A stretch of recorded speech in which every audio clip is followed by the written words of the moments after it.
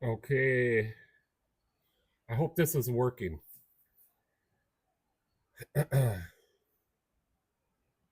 But I don't know if it is.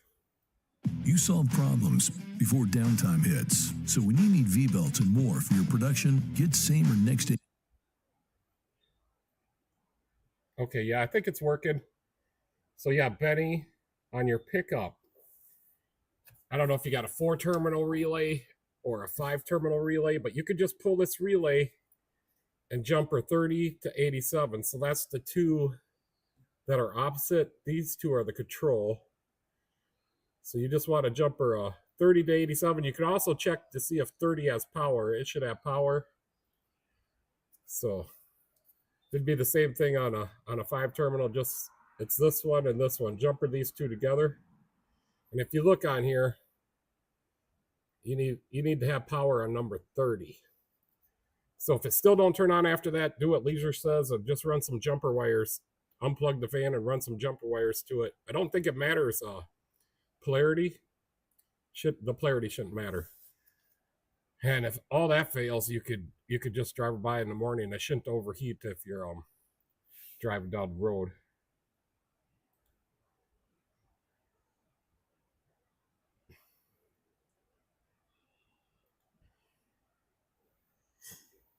So let me catch up on these comments.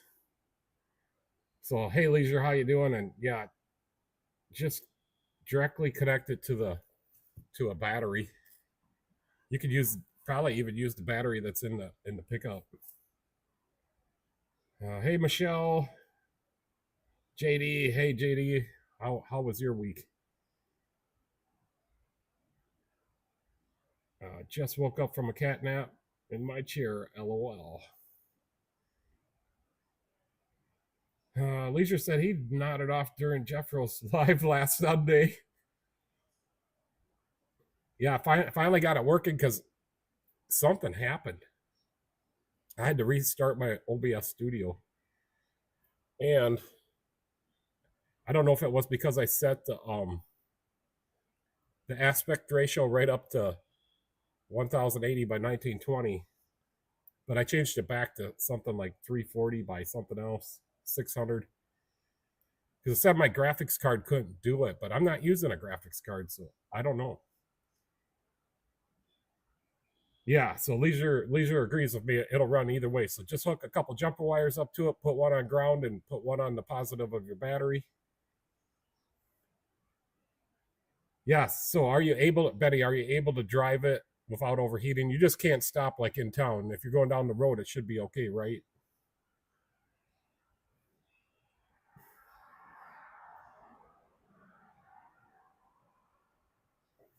So yeah, it was a pretty interesting week here. A few days ago, or I think it's probably been like 7 days ago. This guy stopped in and said he needed an air compressor. I'm like, okay, will an air tank work? And he didn't really answer me. But I filled up my air tank for him, and he went and filled up his tire and brought it over. And then he seen I had a hose outside that for the public. So he's been stopping by every day since then. But yesterday when he stopped in, he was putting air in his tire, and I told Michelle to go over there because he doesn't roll up the hose very nicely at all. He just shoves it up there, and it's all tangled up. So I told Michelle to go over there and ask him if he would roll that hose up nice. And she was just walking over there, and kaboom! I'm like, what the hell? I thought my airline blew up or something, but it was his tire. He wore that tire off on the inside all the way past the cords, and he just got done filling it up. And there's a built-in gauge on my air hose, and it exploded. So then he's blocking my bay, and I'm like, dude, you're gonna have to move that a little bit because he needs to jack it up, and he don't have a jack. He had to come in here and borrow a jack, and I gave him my electric impact. I didn't give it to him. I let him use it. So I made him move, and then he jacked that. He had a hard time changing that tire. I had to go out there and help him a couple times. Had to figure out where to put the jack. So yeah, they put a spare on, and the spare had good tread. yeah, I don't have a reel out there, but it's like a 20-foot long hose, and I just you don't know how many times I got to come in and straighten out the hose. People just flop it, just grab it, bunch it up, and flop it on the hook. But yeah, so he put a good tire on there, and I did not want to do anything as far as his lug nuts as putting it back on. So I hope his tire didn't fall off, so I would have put the tire back on, but his rim was so corroded. But yeah, so that was the interesting story yesterday. And then the internet's just been crazy up and down slow. So Michelle had to call Metro. Nope.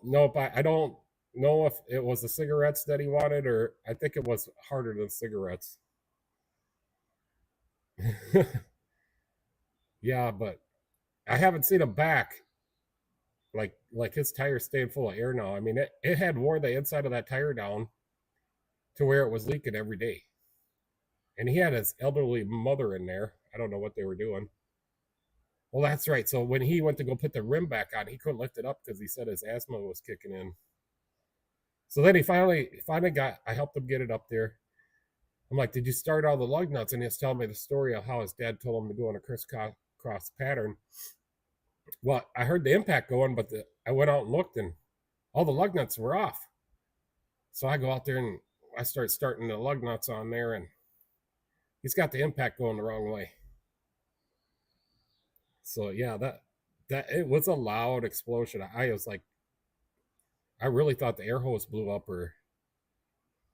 but it wasn't. I got a pretty heavy duty hose out there, and I haven't had any leaks out there since I put it on almost 2 years ago now.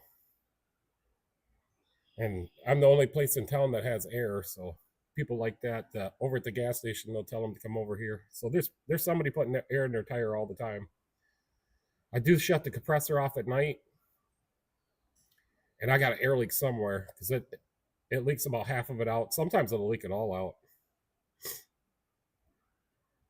So Michelle says the right front tire exploded, and his mom was sitting in the passenger seat. And I was so worried if she was okay. She said she was fine, just scared the crap out of her. Yeah, it scared the crap out of me. So yeah, it's simple. You can just pull this relay out, jumper 87 to 30, see if the fan comes on. If it don't, you got further diagnostic to do. So yeah, so that the internet's been slow. I got all the oil stocked up. I bought all that I'm gonna buy. O'Reilly's has doubled their price. Let me go check and see if Napa's raised their price yet.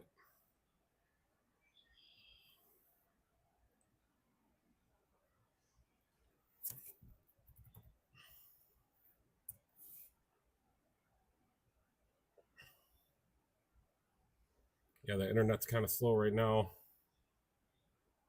Nope, but Napa still has not raised their price on the stuff I buy, anyways.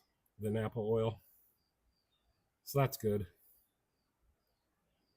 Um, yeah. So the other thing, I had a Ford Escape come in, and you can drive it for like 2 minutes, and then the transmission will skip out and just like go to a neutral state. And if you come to a stop and wait, it'll kick in. But yeah, I got some oil. I mean, I feel there's like a month's supply there. Assuming that they all don't come in for 520. I think 520 is the lowest one I have, and then it's 020, and then 530 is the most that I have. So yeah, it looks like my stream is good on the TV. So it just must be when we're in landscape mode. I'm gonna have to do some work on that. It says we got good internet right now. But yeah, this Ford Escape comes in, and it's got a bad water coolant bypass valve solenoid for number C, and that one does the regulation for the transmission. According to a Google search that I did, that one can affect the transmission. So Ford has the cheapest one, so I order it, and I'll take the chance if the guy don't want to pay for it, I'll just take it off and credit them back. But I needed to do that just to be sure, because that said it could put it into a limp mode. But turns out that wasn't the problem. But let me show you. Let me show you his transmission fluid. I'm gonna go get it.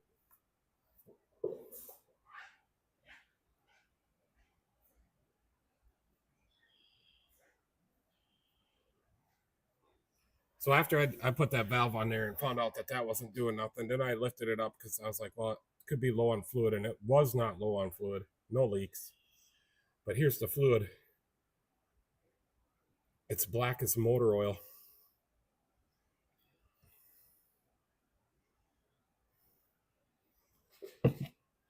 So yeah, and then I just went on Facebook because I told him he wants to fix it, but I told him I wasn't very interested in fixing it because they're no good. So I just went on Facebook Marketplace to try to find one. Nada. Every one of them on there's got a bad transmission. So I'm like, I found one on there like $800, and I'm like, well, we can get this cheaper than fixing his. And I went in there, sure enough, it's a bad transmission. So I went to all of them. I went to like 10 of them in a row, and all the transmissions are bad.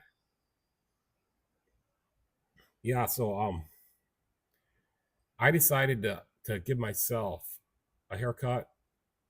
So I did it myself, and then I used to cut my hair back in the day all the time by myself. But anyways, so I did it all myself, and then I came, seen Michelle, and then she trimmed any spots that I missed. So Benny says, I am out to go play with the grandkids. Okay. So yeah, I went there to get some root beer, and they didn't have any, but they had this one. So this is a black cherry. But I'm waiting for them to get the root beer back again. So I don't know, Benny, if you know how long they've been out of the root beer. But I wanted to buy like a 6-pack. They don't even have a 6-pack, but we bought some cherry and then some black cherry. So yeah, hope you have a good time with the grandkids, Benny, and we'll get that fan fixed. We'll figure out what it is. JD says the price is going up because they're speculating that there may be a synthetic oil shortage, but none is for sure really going to happen. But you know any reason to raise the prices? Yeah, I haven't raised my oil change prices yet. So until Napa raises my oil, I have no reason to raise my price. Yeah, I haven't tried the black cherry yet. I did try the cherry. I think it was cherry, right, Michelle? And I got 2 bottles of that, and I drank it. These are $2 a bottle. This one I was waiting to maybe mix with some vodka or something. But then at the same store, you're never gonna guess what I found. At the same store, I found it, and it's in a bottle, and it's only $1.50. So I'm gonna get some more of this. But yeah, super excited that I found the dads. I like that Spring Grove root beer. That is so good. Thanks Benny for leading me on to that. Just weird how we were talking about root beer that one night, and then everybody had the comments of where I could get some good root beer. So that was good. So yeah, so I did. Let me show you. So the state patrol car. The first picture is when I brought it in, did the oil picture on the top. Brought it in, did the oil change, and then he told me about it overheating, and I found the radiator leaking.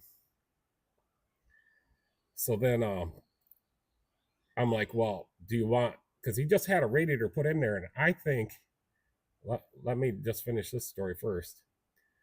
So then, I gave him a quote for the radiator, and I got a Mopar radiator. Mopar coolant, we upgraded his coolant to the latest Mopar coolant for this particular model, a Dodge Charger Pursuit. And I gave him a quote, and they accepted it right away, or he did. So then I can't remember what day it was. Monday. Was it Monday? Was it yesterday? I changed the radiator out, and I was trying to get it out to the top, and I'm like, there's no way. And then it's got the big bumper guard on there, so you'd have to take that out to get the bumper off. So I started watching videos, and everybody, pulls the front bumper cover off, and I'm like, gosh, no, I don't want to do that. So I lifted it up, and sure enough, the bottom radiator support comes right off, 4 bolts. So easy. I had it out in the well, I was messing around, at the top, but I had it out in an hour. Then Michelle kind of helped me put it back in, and we put it back in probably an hour. So beat some book time on that, upgraded his coolant. Me and Michelle got to go for a ride and watch people slow down. Yeah, I get to drive and make sure they're all good, especially if it's for the emergency services. Yeah, these are our state trooper, state patrol color cars. It is a nice car when it's cleaned up, and that's what I was talking about. What was it, Sunday night? I wanna start doing courtesy washing. We should have just washed it, Michelle. But this guy's a super young guy. He's super nice, and these guys are responsible to do their own maintenance on their cars. But yeah, I just seen him today. We seen him when we went out to get some lunch at the gas station, and he gave us thumbs up. We never said anything other than hi to him or waved at him. So yeah, I'm super, and that's the second one I pulled off the bottom. The first one was the Ford Transit van, and I beat book time by over half on that one. It's still going down the road. I think I can't remember if I put a Mopar or a Ford radiator. I probably put a Ford. No, I couldn't get a Ford radiator, so I put a Murray radiator in it, which I have good luck with those. All the other aftermarket radiators, I don't have any luck at all. So either OEM or Murray is what I'll use. Yeah, for all the HVAC stuff, I use Murray if I can't get OEM. Leisure. Yeah, Leisure likes the color on that Cruiser. And then yeah, Michelle says they're pretty cars, and JD says I was thinking today you should make a Facebook group or something for your channel. That way you could share pics, etc. So yeah, I did start a channel for a Facebook page, but I think I put it on not visible because I made a custom ad. I have it here somewhere when I first started, and within hours of posting that, it listed all my services, what I do, what I charge. Within hours of that, my phone started ringing like off the hook, and I had to answer phone rather than work on people's cars, and so I took it down within like 18 hours of listing it. It was too overwhelming. So I cannot ever. Everybody knows me on Facebook. The word's out, but for right now I got to lay off because we are about 5 weeks out. So yeah, I just don't want to be too overwhelmed. But yeah, that's a good idea. As far as sharing pics, yeah, I just do it on this live feed, and thankfully I figured out the software with help from Buff Del Campo, which I think he's at the No Name Nationals. That's why he's not doing any live feeds. I don't know much about that No Name National stuff, but he does. Michelle needs a state trooper hat. Yeah, I don't know the legality of that, like if you're wearing it, because I do have a security hat, and then people think I'm a security guard.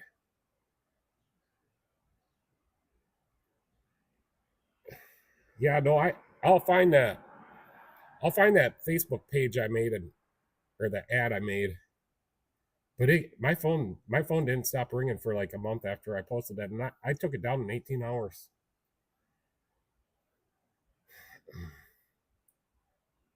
And I do have a page, but I kind of deactivated or put it so it was not visible. And I don't share anything on Facebook. The only reason I have Facebook is for birthdays. So Yeah, it's a drag racing meet, and you got to have 500 YouTube subscribers to be able to drag race. And I think you can, according to Buff, you can drag race anything you want, but you got to have 500 YouTube subscribers. Um, yeah. So today, I started out the day with this Kia, and I brought it in last night, and I did most of it last night. We're still waiting on the AC line. It should be here tomorrow, and then it'll be fully done. So I did the video on that car, kind of cheated, but then I had a waiter, and I knew she was going to be a waiter, and it was a Subaru. What year Subaru was it? Let me look it up. But she had stopped in before, like a couple weeks ago, because she's the daughter of one of my friends. So I checked out her car, and it's a Subaru, and it had a grill shutter code, and it was making the cooling fans run on high. Gosh, how come I can't find her invoice? Here it is. So it's a 2016 Subaru Legacy, and it's got a grill shutter. So they told me that they could not get the plug-in plugged in because they unplugged the grill shutter, or they thought it came unplugged, and they couldn't get the plug-in plugged in and on it. So they did not break the plug. It's just a little finicky. But anyways, I kind of checked it out then. It does have power and ground, but I could not get the code to clear, and the fans would always stay on high. And I'm like, let's just order an actuator. So I went to Subaru, and they don't sell just an actuator. You got to buy the whole thing. And it's not too bad. It was like $200. So, I'm like, I think let's just see if we can find an actuator on Amazon. And sure enough, I did.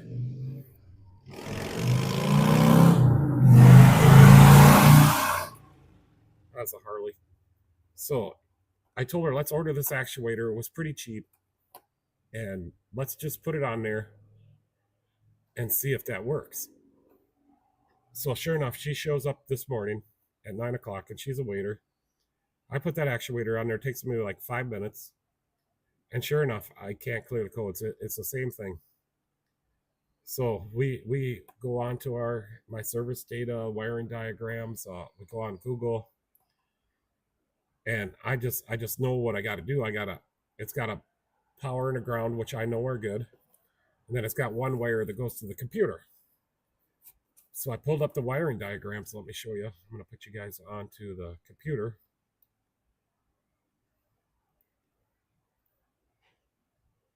Let me find the internet. That's Napa. Here we go. So I know this is small for you guys, but here's the active grill shutter. I know I got power and ground. This white wire is a LIN bus wire that goes right to the computer. But I noticed that it's got a splice, and then it goes to something here called starting charging system right here.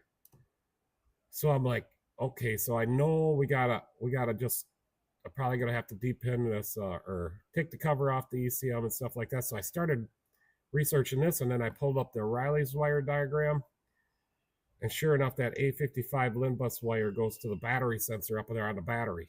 So I unplugged the sensor, and it throws the code. So I know the wire's good from there to the computer. So then what I did is I took a jumper wire, and I jumpered from the shutter actuator to the battery sensor. And sure enough, the code went away and the fan shut off. So I'm like, we got a broken wire. I just got to find it. So I told her I might have to shut the door because it's kind of noisy out there, but it's such a nice day. It's 80 degrees out here. So I told her, I said, I'm gonna need like an hour at a time to trace this wire out. So I started down there at the grill shutter area, and I started pulling on that wire and feeling the wire as far as I could go, and I found it right underneath the washer tank. It was had a green crusty. So I brought her over. I showed her. I said, I found the problem. I pulled on it, and she's like, oh my goodness, that wire just broke right in half. And I'm like, yep, that's your problem. So I took a heat shrink butt connector, and I spliced it back together. And she had some other lights on the dash that all got cleared off because of that wire. So I sent her on the way, and I said, if any of those lights pop back on, you can come back. And I charged her for like 1 hour of diagnostic, and then a half-hour wire repair, and then the heat shrink connector. And she was happy because the grill shutter actuator is new. And here's my point. So she bought this on Amazon really cheap. It's the exact same one, same brand and everything. And you guys wouldn't be able to see that, but it's got all the numbers and everything listed right there. The one she got on Amazon is the exact same one. It's funny, Subaru don't sell this part.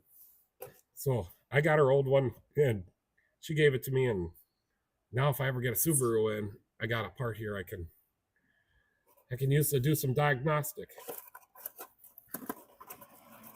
So she was super happy. And it didn't take too long. I think she was here for like just under 2 hours. We got it all figured out. The only thing is I'm disappointed in myself because I could have found that the first time. If I would have just slowed down, took my time, I would have found it. But I didn't want to pull the cover off the ECM. So what saved me today was that same wires connected to the battery sensor. So yep, that I was really happy I found that. Let me get back to the comments here. Well, I missed a whole bunch. Michelle says, I could legally wear one, just probably can't have a state trooper badge on it. Yeah, I don't know. I don't know if you can or not. That's a good question. We can ask that guy. Their hats are the same colors as his car. Get a drill sergeant hat at the Army. Yeah, we should go there. I think there's a surplus store in Rochester. There's always something I'd like to buy at them places. Old Army surplus. JD says, I'm working on a undercover RCMP car at work currently. Is a 2017 Subaru Forester XT. They want all new brakes, dust shields, backing plates. Those are behind the wheel bearing. Yep. Oh, the wheel bearings are seized. Yeah, so 2017. Yeah, they just bolt in for the backside because I just did one. I got one right here.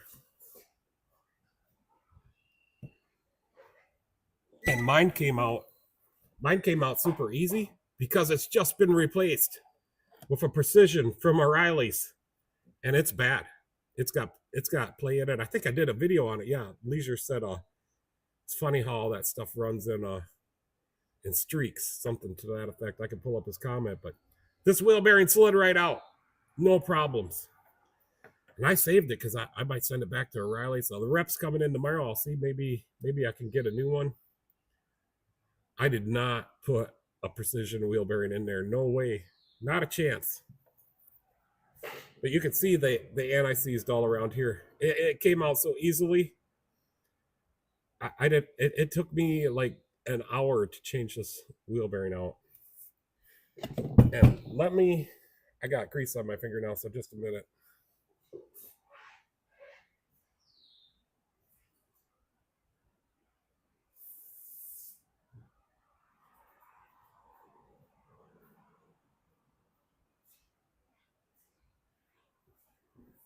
JD, let me see. Oh, okay. I got to start all over now. Here I am. But here's the wheel bearing. A Subaru. Let me pull up what year this car was.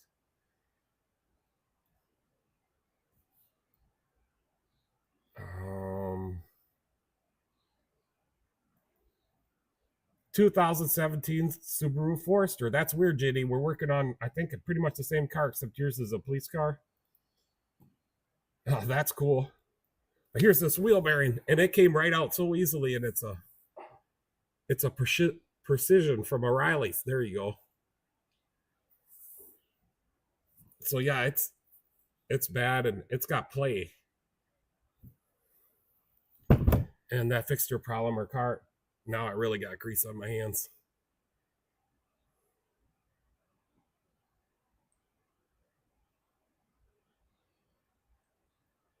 Yeah, so it must have a little bit of rust on it up there in Nova Scotia. It's the backing plates are gone. They're rusted out.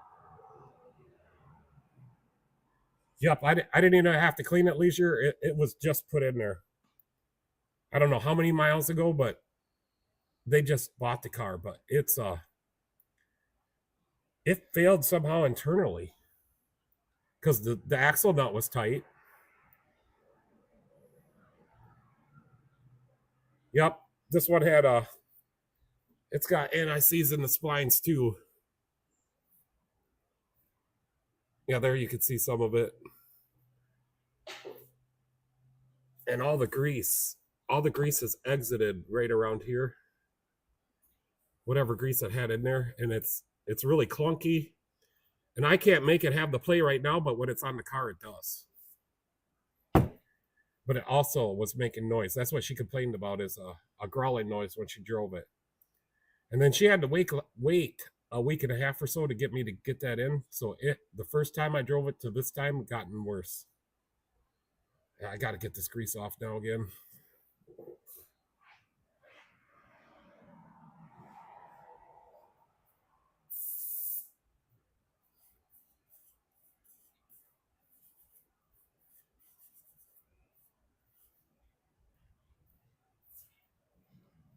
So yeah, I always forget very easy because I'm looking at my camera. My camera always shows me, but it depends on my software what I last left it on. So thanks, JD, for telling me you couldn't see me. Leisure said the previous installer may have over tightened it with. No, I don't think it was over tight. I've been putting some Duralast Gold wheel bearings on, and I don't know. They're cheaper. Maybe they'll fail, but I haven't had one fail yet. And they're anodized black, so that'll cut down on the rust. I don't think it's powder coated. I think it's anodized. JD said, yeah, the car only has 59,000 kilometers, but it sits around a lot. Sitting makes the car rust more than driving them. Yeah, sometimes. Well, yeah, they do.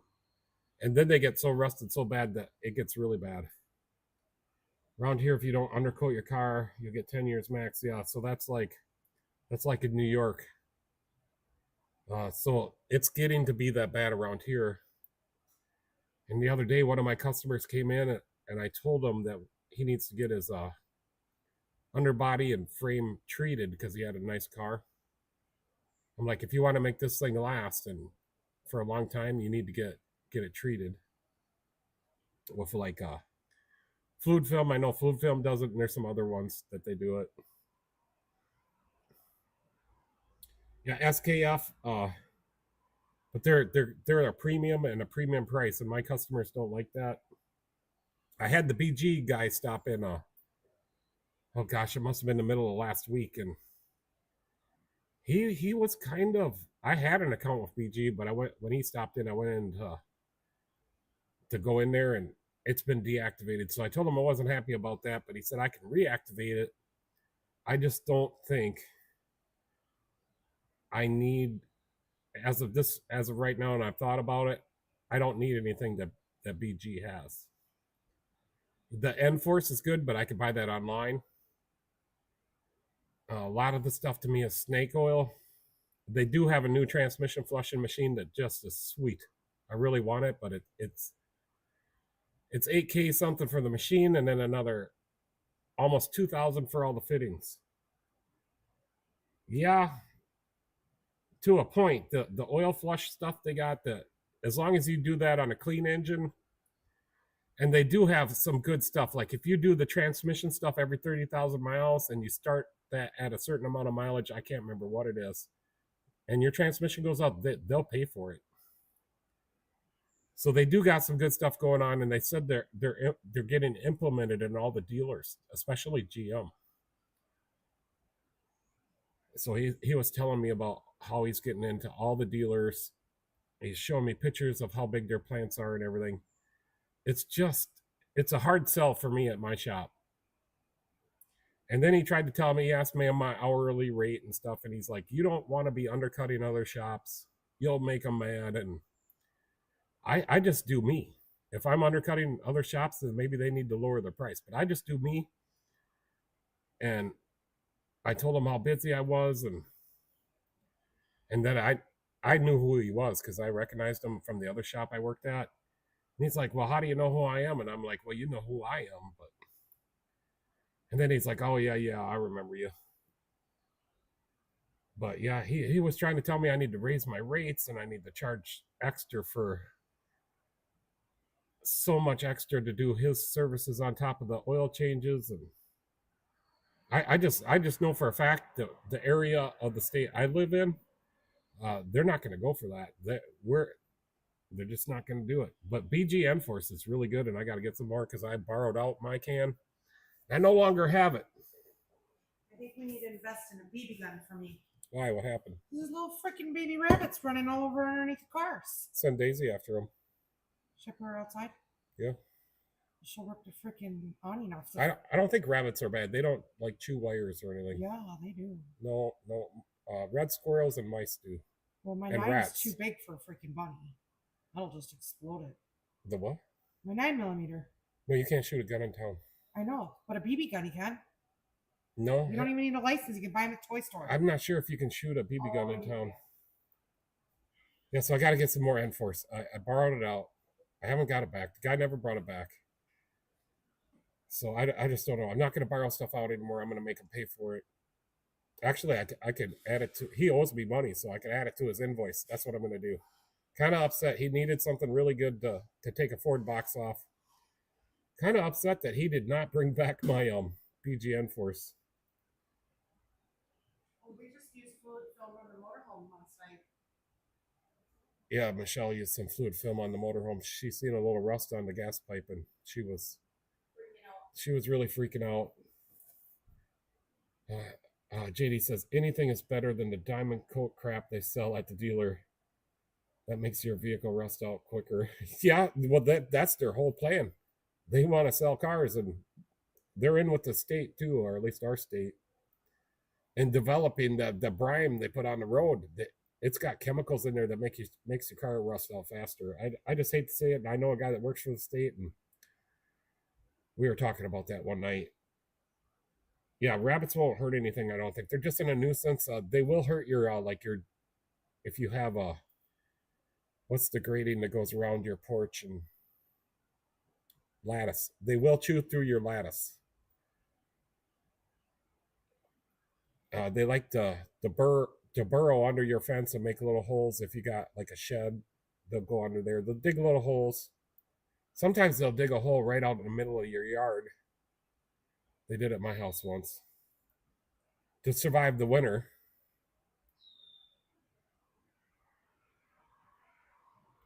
So yeah, so today I did that Subaru, the grill shutter, and I got that fixed. That was so sweet. 2016 Legacy. I did not drive her car in a test drive or anything, but I did hear it when she left. She does need to come back, and I'm going to send her a text message saying I need to check out that rattle that's underneath of her car. So then after that, I got a 1999 F-150 shows up, and it's got high idle. The guy says he almost ran into my shop because he can't stop. So he finally stopped, and it was running, and I'm like, it don't sound too high to be in. He goes, well, just wait a minute. I'll shut it off and start it back up. So he does. I pop the hood. It's got a vacuum leak right by the PCV valve on that hose. So I put a little short piece of hose in there. It's like 3 inches. Here, I'll go get it.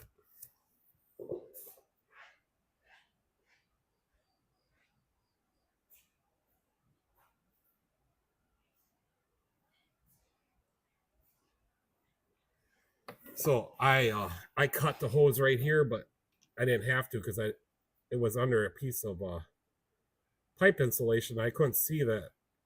It just slipped on right here. But anyways, you can see it's got a hole right there. It sucked it in. So I replaced this hose, and I'm like, I'm confident, I shut the hood down, and he goes to start it up, and it's revving right up. So then next I go for the PCV valve because I pull it out, and it's just sucking straight vacuum. So I got one for a Chevy, an old Chevy, so I just plugged that in there, and sure enough, I started up, and then the idle goes down. So fixing these two things on that, and I didn't charge the guy. He's one of my customers. It took me like 5 minutes out of my day, and he's a nice guy. He's an older guy. He, yeah. So I did that. Then I had a 2011 Ford Escape come in for the AC. So I diagnosed that the evaporator dryer must be wet inside because it had 300 and some pounds of pressure in it, but no refrigerant.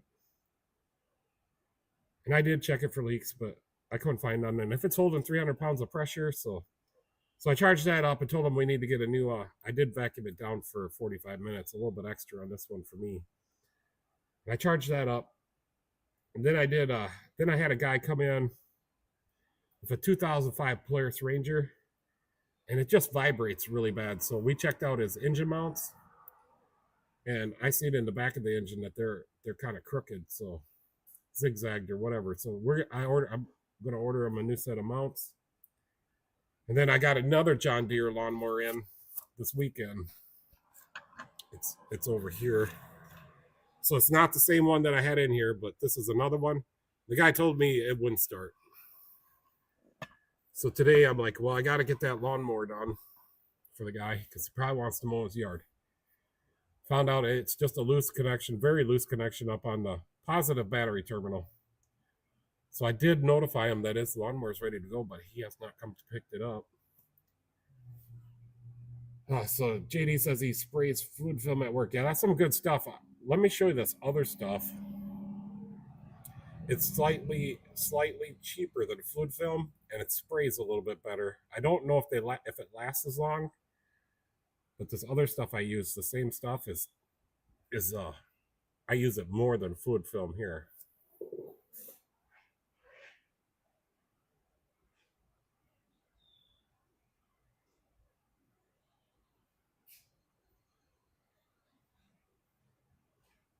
So this stuff is basically this, it looks the same as fluid film, it just doesn't have the smell. And it sprays out in a better pattern. And it's like $1 cheaper a can. So I only get it in the can. So I don't do any rust prevention here. So, but I'll occasionally use this I use this for the wheels. So after I clean on aluminum wheels, after I clean all the corrosion off, clean up the hub, I'll use a fluid film or this surface shield for the wheels. And then when they come back in, they're nice and clean. And I just give them another little shot of this and they're on their way. Maybe, so JD says maybe they make lattice for lettuce. Maybe. Michelle says, I thought the bunnies chewed wiring at the house. Well, I think they did on my solar panels once, but for the most part, they generally do not chew into wires. JD says, we run across that with Fords also. Cooling fans on high side AC over 300 pressure. So what causes that to be? No, this was stagnant pressure. So it was so much pressure that it was high limiting the compressor from shutting off or making it shut off. But when I recovered the refrigerant, there was no visible trace by my machine any refrigerant. So yeah, it was stagnant pressure. But then I charged it up and all the pressures are fine. I can't remember, 25 ounces. And then it seemed like when I recovered, I got a lot of extra oil out. So I did not add any oil.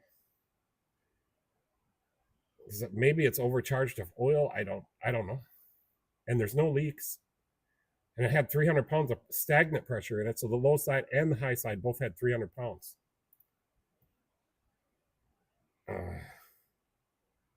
So Amsoil MP, what's that, Leisure? Is that another rust proofing, rust protected stuff? Okay, I guess I could Google search it. But yeah, if there's any, I think some of you guys seen my long video of the shop tour the other day. So yeah, I like if there's a new product out there and it's in a spray can, I like to buy it. I'm just gonna Google search that.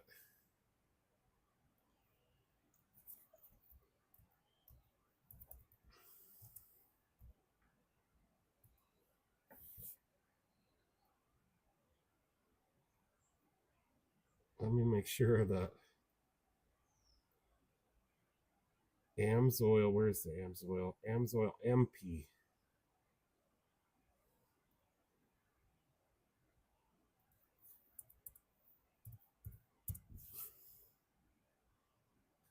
No, I have not tried that. I'm gonna get some. But when I pull that up on my computer, fluid film comes up and surface shield, and some mudslinger stuff, MP middle protector. So like on my F-150, the frame is getting bad, so I will fluid film that every time I lift it up. I gotta fix the driver's side of the F-150 yet. I haven't done that. JD says we got a 45-gallon drum with the pressure strainer hooked to it. Yeah, I seen the SMA. He was doing that. I don't know if he still does, but so if you get it out of the drum like that, does it still smell bad? To me, that fluid film just is awful smelling. And Michelle said it smelled like lemons. Is that what you said last night? That fluid film smells like lemons? I'm like, no, this stuff makes my nose. It smells horrible. MP is middle protector. Yeah, I figured that one out. I'm gonna get some of that. Let me see how much that stuff is price wise. Yeah, it's not bad priced, but it seems like the can is a little bit smaller. Let me see if I can get a part number on this, and I'm gonna go to a parts link, parts tech.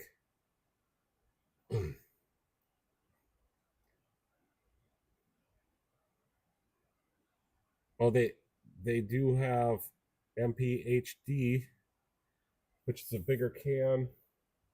Yeah, it's a bigger can than this, but it's $20 from the AMSOIL site. I gotta find a part number.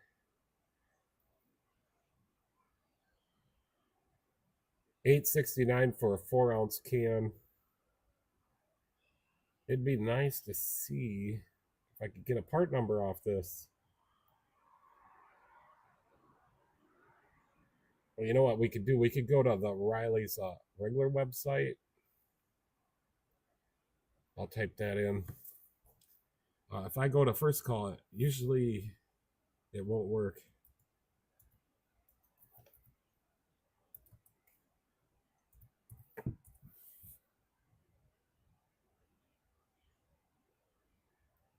Oh, I don't think O'Reilly's has it.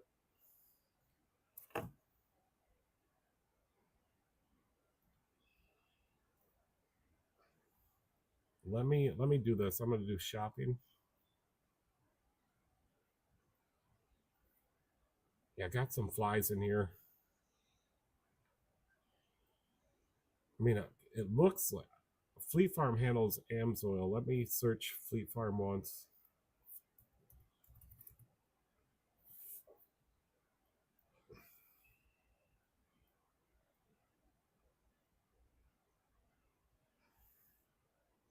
So I'm surprised my internet is working good tonight, because the other night it was really bad. And Michelle called them. They made her do a bunch of resetting and stuff, and they apologized, but yeah, it looks like the TV is good.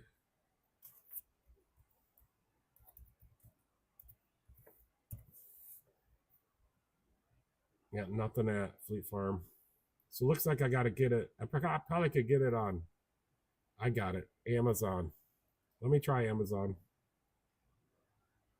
Now my browser locked up. What the heck is going on?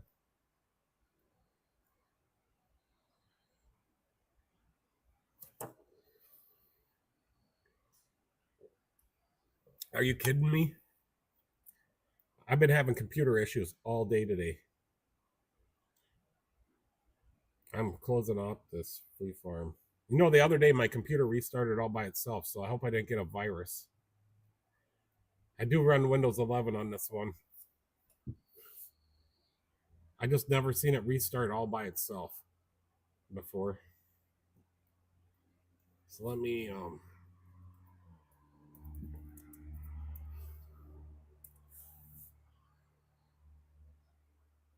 so I think Amazon's gonna have it. Still loading up here.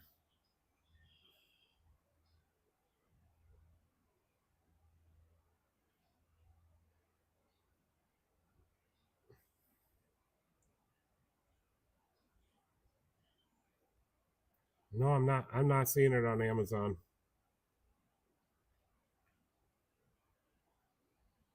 No.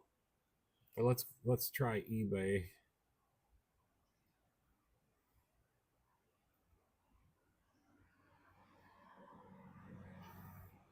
I think my internet is cutting out. I don't know.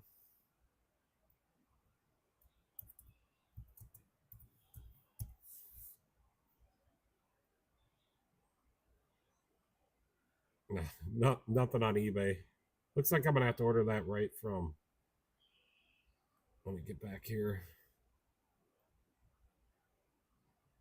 Citrus. That's what Michelle said that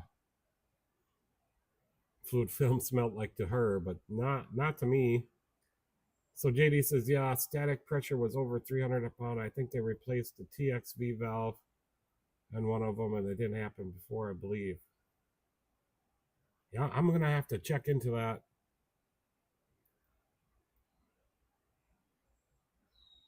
So it's good until it sits over winter. That's what they told me. My old boss said that Amsoil was better than fluid film, smelled better, and didn't wash off as fast. Yeah, because it will wash off. And I think it does it pretty rapidly. Like you got to put it on every week. Yeah, I want to get some of that. Where can I get it, Leisure?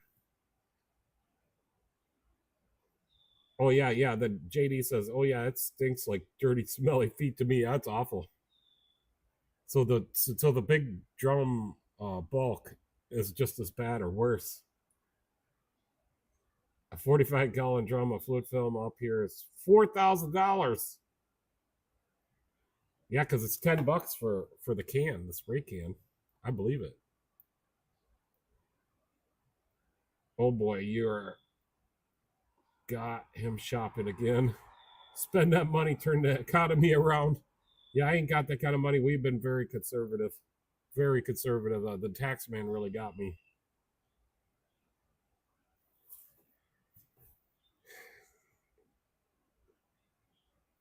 How much? So this PC has 24 gigabytes. It's got 3 hard drives in it, and it's a Xenon processor. I think it's 8 core. Mr. Green, hey, nice to see ya.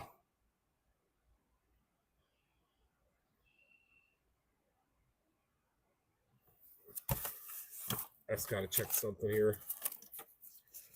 Yeah, we're just getting started. We're talking about fluid film right now. This is what I want. So Mr. Green is in California. So how are the gas prices out there?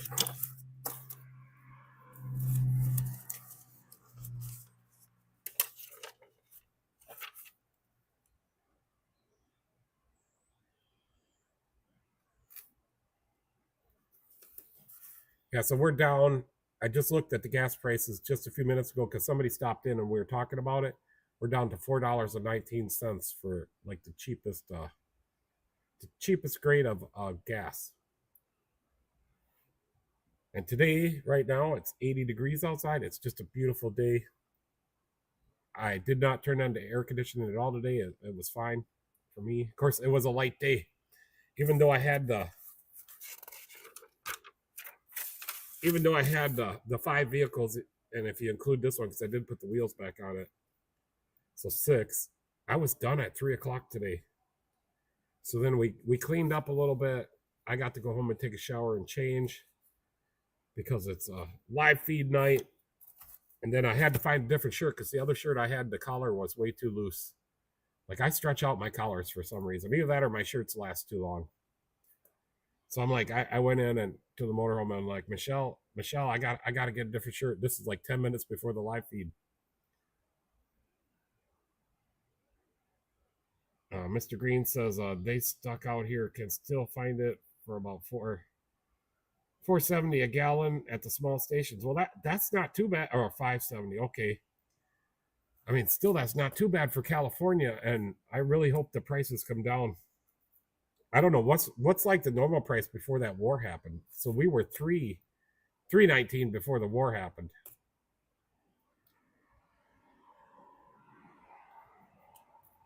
And then every day, it took about a week, but every day since the war happened a week later, every day it just was going up, up, up.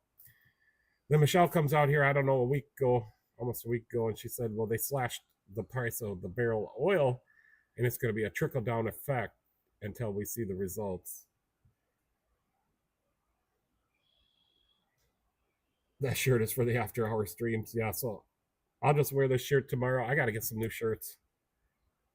And tomorrow we got the squad car coming in for the motor mount and the gas fuel door. The fuel door is they broke it, the little spring latch, so it's a pusher in. And when they went to go get gas one day, the little spring in there and the little button or the little locking button or whatever, that just went flying. And so it's about 360. So that's not too bad. You guys are just a little bit higher than where I am in Minnesota.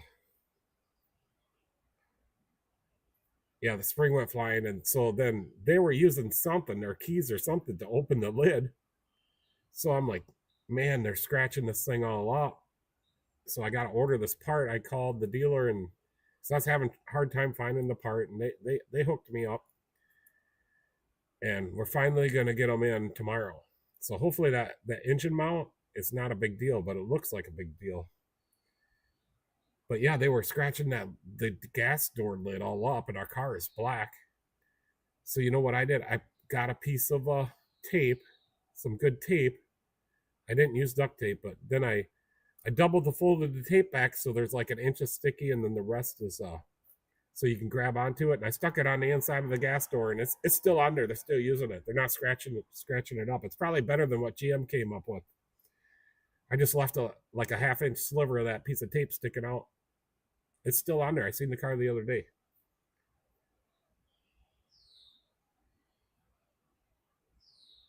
JD says, remember the Corsica and the Berettas with the missing gas doors? Yeah. Michelle says, we put a piece of tape on it and made it just a little pull tab for them. And then this is the car that used to use a lot of oil at court every time they put gas in it. And they check oil on it all the time, and I don't know if the buttons on their shirt or the zippers or their badges, but up on the passenger side fenders, all scratched up, and it's dented in. I mean, that's my car. I paid for some of that car with my taxes. Oh, actually, I paid a lot last year for that car. And we got a new one now, or one. Yeah, I did the first oil change in it. It had just under 4,000 miles. I did the first oil change. So I put the good stuff in there. And then I had a guy, he had to cancel his appointment. He ended up going to buy a new Kia. He traded in his old Kia. But he had an appointment for me to do an oil change on it, but he ended up trading it in. It was a nice Kia. I kept it going, and we put brakes in it and did oil changes. But he's buying a brand new Kia. And he wanted to know if I'd be interested in, doing its first service and servicing it afterwards. And I said, yeah, I do that for a lot of cars. I said, since it's brand new, we can get you a Kia filter and whatever oil they recommend. And he thought that was great. So I'm going to be getting another brand new car in to do oil changes on. and make sure it keeps maintained. So I go through the suggested services from the dealer, and I make sure my customers do those. And on the brand new cars, I mean, if you bring me a car that's got 150,000 miles on it and you ain't taking care of it, I don't. And your transmission fluid's black, I'll tell you your transmission fluid is black.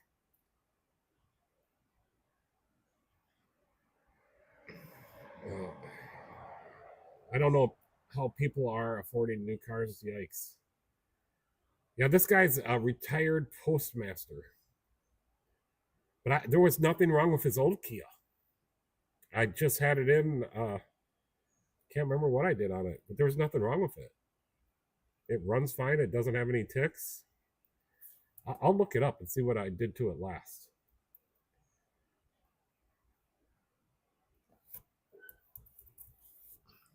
Making sure that I'm on the right screen. Hit the wrong button. This one. Okay. So the last time it was here, I did front brake pads, all the wiper blades. Okay, so let me look at the last time before that. The last time before that, we did oil change, a belt, tire rotation. And when it came in that time, I noticed that the brake pads were getting down. The time before that, he wanted me to check his spare tire. He thought it was flat. Actually, my notes say that I aired it up. And it was leaking through the bead because it's very rusty. So maybe that's why he's the spare tire had rust on it, because it's underneath the car. Now, the time before that was just an oil change. And that's it. He's been here 4 times with that Kia. And now he's trading it in and getting a new one.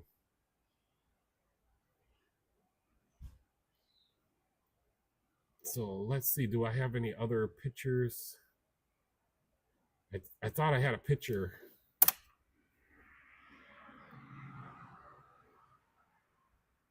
Yeah, I don't know if I'd buy a new car. I don't think Kias are too bad, to be honest with you. I mean, yeah, if you don't take care of them, their engines are terrible. But if you take care of them and service them right, let me see how many miles he had on that. On the old Kia.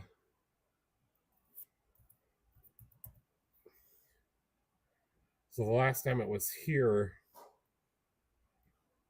182,000 miles on it. There's nothing wrong with it. He services it regularly. Anything it needs. If it's the brakes are getting down, he wants new brakes. If it needs a tire rotation, he wants tire rotation. If it needs fluid services, he wants fluid services. So he told me he takes care of his car meticulously. I think he was a little bit upset about a spare tire, that the rim was rusted out and it was starting to leak. But it is what year was it? A 2012. It was a 2012, so yeah, it's fairly old. But like the frame and stuff and the underneath the body, I don't think I can't remember it was bad. There's no note saying that it was rusted bad or anything.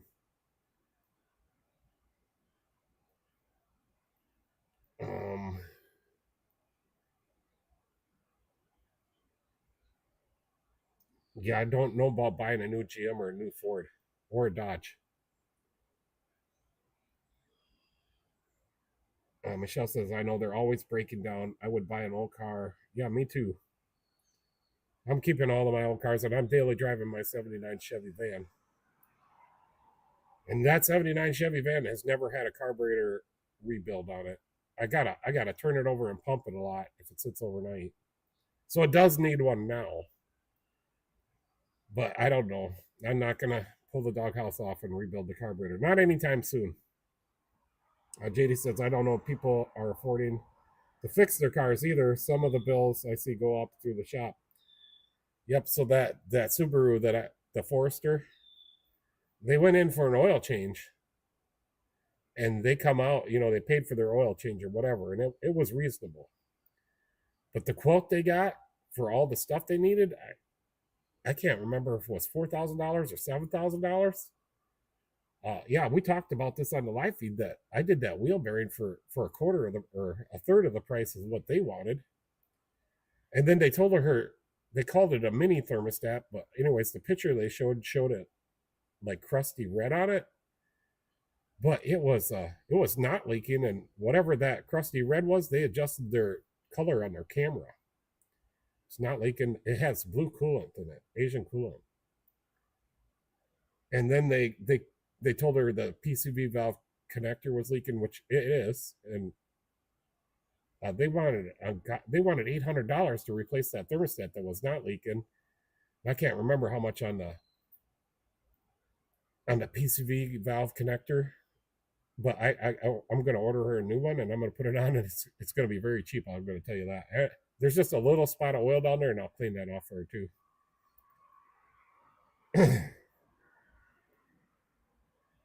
Yeah, if you're not changing oil on it, you might have to do that. I will follow all the recommended services for my customers that buy new cars. I mean, I'll tell them about the recommended services, and I'll give them a quote if they want a quote. I don't give out quotes unless they want quotes. So at the other shop I worked at, they'd bring their car in for an oil change, and they'd have a stack of quotes this high. And then it took them an hour or two to go through all those, and they got upset. Some of them people never came back. So I'll mention what's wrong with your car, and then if they ask for a quote, sure enough, I'll give it to them. Michelle's behind on her quotes. She's got one more quote to do.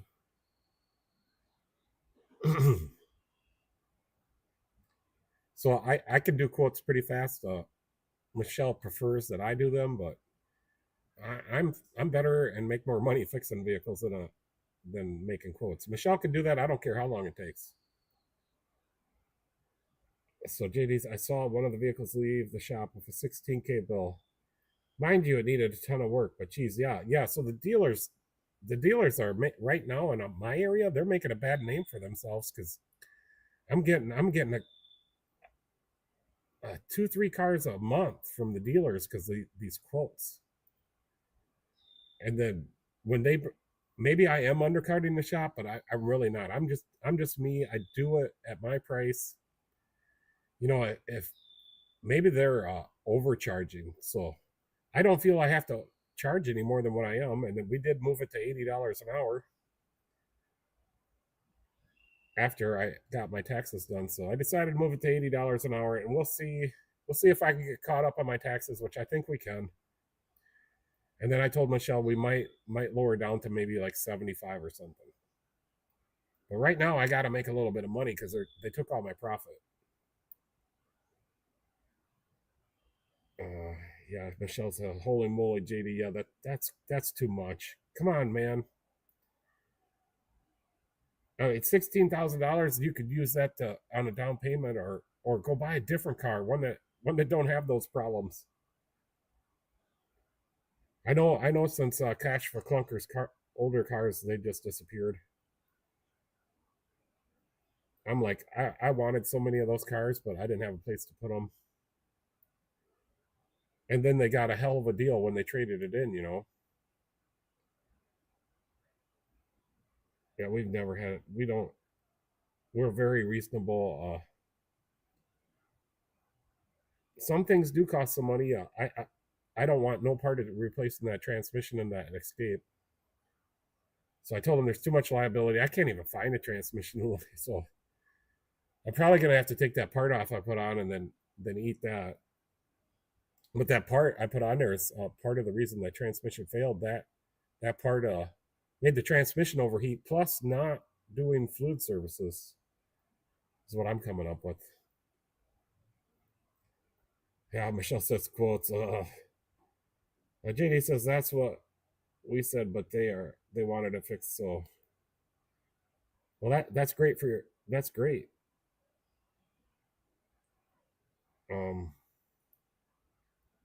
Are they? Well, I mean, it's great if they're going to get it fixed by you guys. No, they're going to get it fixed by the dealer. No, I don't know. Seems like upcharging to me. I mean, that's what our dealers are doing out here. So they'll bring you in for an oil change, and I do that too. I look at people's cars and tell them what's wrong with it. But they are seriously, so they're not making much on the oil change. Probably it's a wash. And then they make the money by telling the customer they need all these services and leaking thermostats that aren't leaking. Michelle says, no, never going down a labor. Well, we might. And it was a Ford Escape. Yeah, I don't know if a Ford Escape is worth that much money. So, yeah, the new John Deere I got in this weekend, that was just a loose battery connection. The 2005 Polaris Ranger, we ordered. I gotta order the engine mounts. Or what else did I got to talk about? Yeah, so that's pretty much all I got to talk. I'm staying on for a while. This is fun. But anyways, we'll come up with something. Yeah, so I did find some Dad's root beer. I bought 2 bottles and I already drank one. Leisure says there was an escape, all right. Money escaped from the customer's bank account. Yeah, I agree. I agree on that one. Yeah, I don't know. When I started out in 2021 at my garage, I was fixing cars for $25 an hour. And then later on in the garage, I raised it to 30. And when I moved into this shop, I was at 30. But then I raised it to right away. I realized that wasn't enough, so I raised it to 65, and we were at 65 just until March, and we raised it up to 80. Yeah, I mean, it really made me mad when the BG guy came in here and told me I was undercutting all the other shops. I think he's got it backwards, to be honest with you.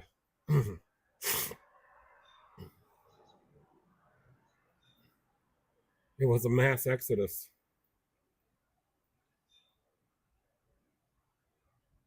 Michelle says she's going to put some vodka in my root beer so Pete won't even think about going down the labor rates.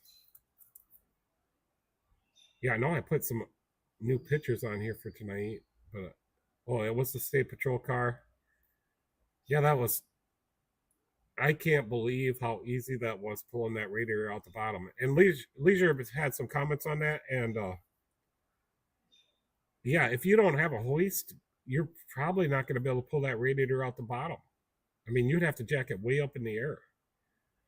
But anybody or most shops that work on them are going to have a hoist. Yeah, here's the other thing I wanted to say, that they took it to a dealer in a couple towns away, a bigger town, and that dealer has a junkyard right next to it, and they might even be in cahoots. The radiator I took out of that he just had that put in a year ago was used, had a junkyard marking on the top. So I don't know what they charged them. Maybe they charged them for a new one, but it was a used one they put in there. It wasn't Mopar original radiator, but it was used. I mean, they're right next to a big LKQ. They're right next to LKQ, this brand new car dealer. And we looked them up today. They do Ford, Jeeps. I gotta type it in again. They got like 5 different name brands in one.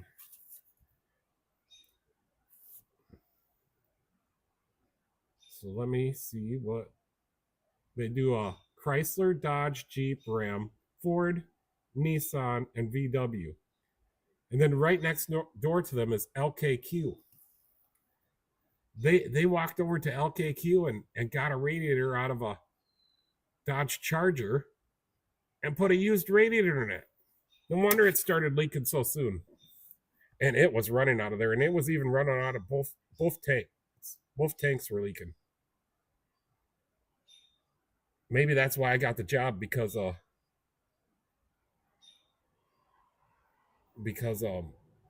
told him I was getting a radiator from the dealer. So yeah, And I called the deal when I called the dealer because they had two radiators listed. The dealer sells aftermarket radiators also, which I did not know. The Chrysler dealer, and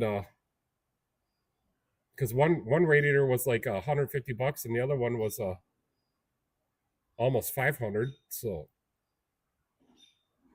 we ended up getting the Mopar one for almost $500. Michelle says you're too nice, Pete, and you work too hard and deserve way more. Yeah, that's why we need to work on this, and we need to do like Parker Mobile does. We need to get bigger on our YouTube channel where we fix the cars for free and only take donations. We use YouTube to pay for the repairs. Then I don't think I'd have to pay very many taxes at all. JD says if you're too cheap, you will attract the riffraff that just wants a patch job. Just get me by the type of people. Yeah. So I get those people, and that's what the BG guy said too. Like I could be, I'm not making as much money by working on all them crappier vehicles. I do. What we do here is if my repair equals the value of your car or even gets close to it, I deny service. But there's a lot of people in my town that need somebody to fix their car, and I may be the only one. Michelle says we have a few of those, JD. Everyone else agrees with me that should charge more and they would pay more because we're trustworthy and Pete is a good mechanic. I just feel that, you know, I feel that some of the people in my town, if I charged more, they probably wouldn't come. Raymond Ray showed a quote from a dealer, and every labor line on there was a shop supply charge. So, yeah, we do charge shop supplies. Like if I gotta use brake cleaner and rags and floor dry, I don't know the. I'm trying to think of the highest shop supply charge that I had, and I can't think of it, but it was probably like $45. But we had to use a lot of brake cleaner, a lot of rags, and some floor dry. We had to do some extra stuff, but most generally it's $5-10, and I just do a flat rate charge on that unless we estimate it with our estimator.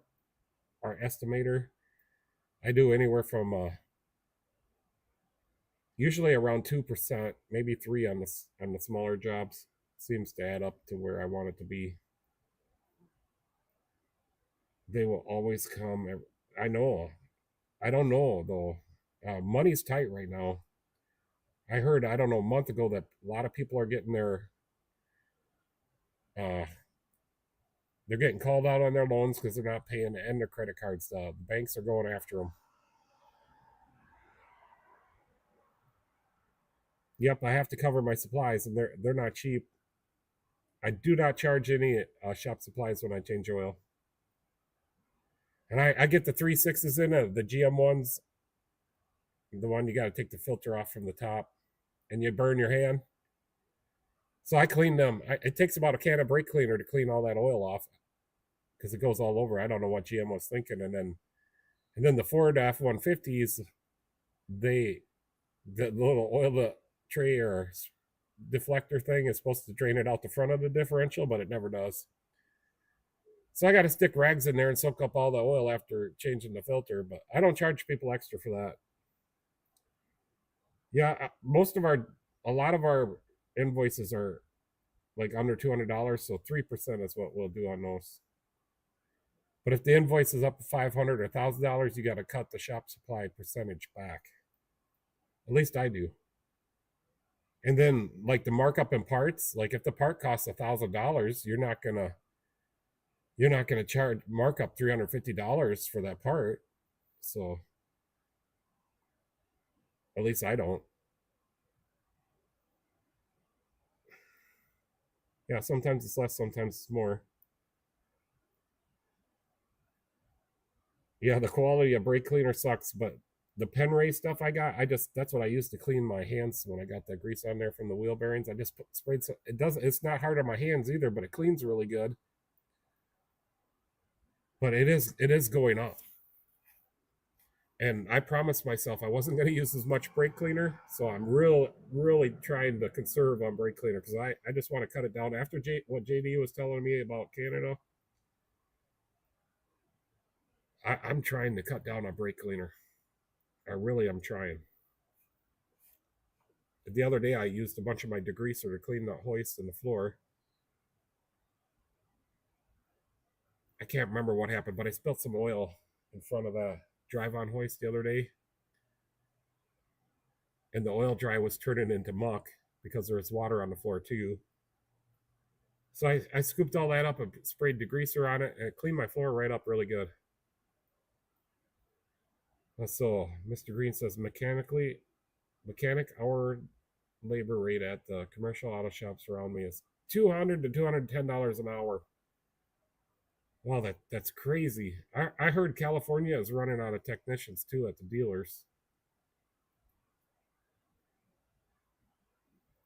Yeah, no, we got some shops in Rochester that are that high.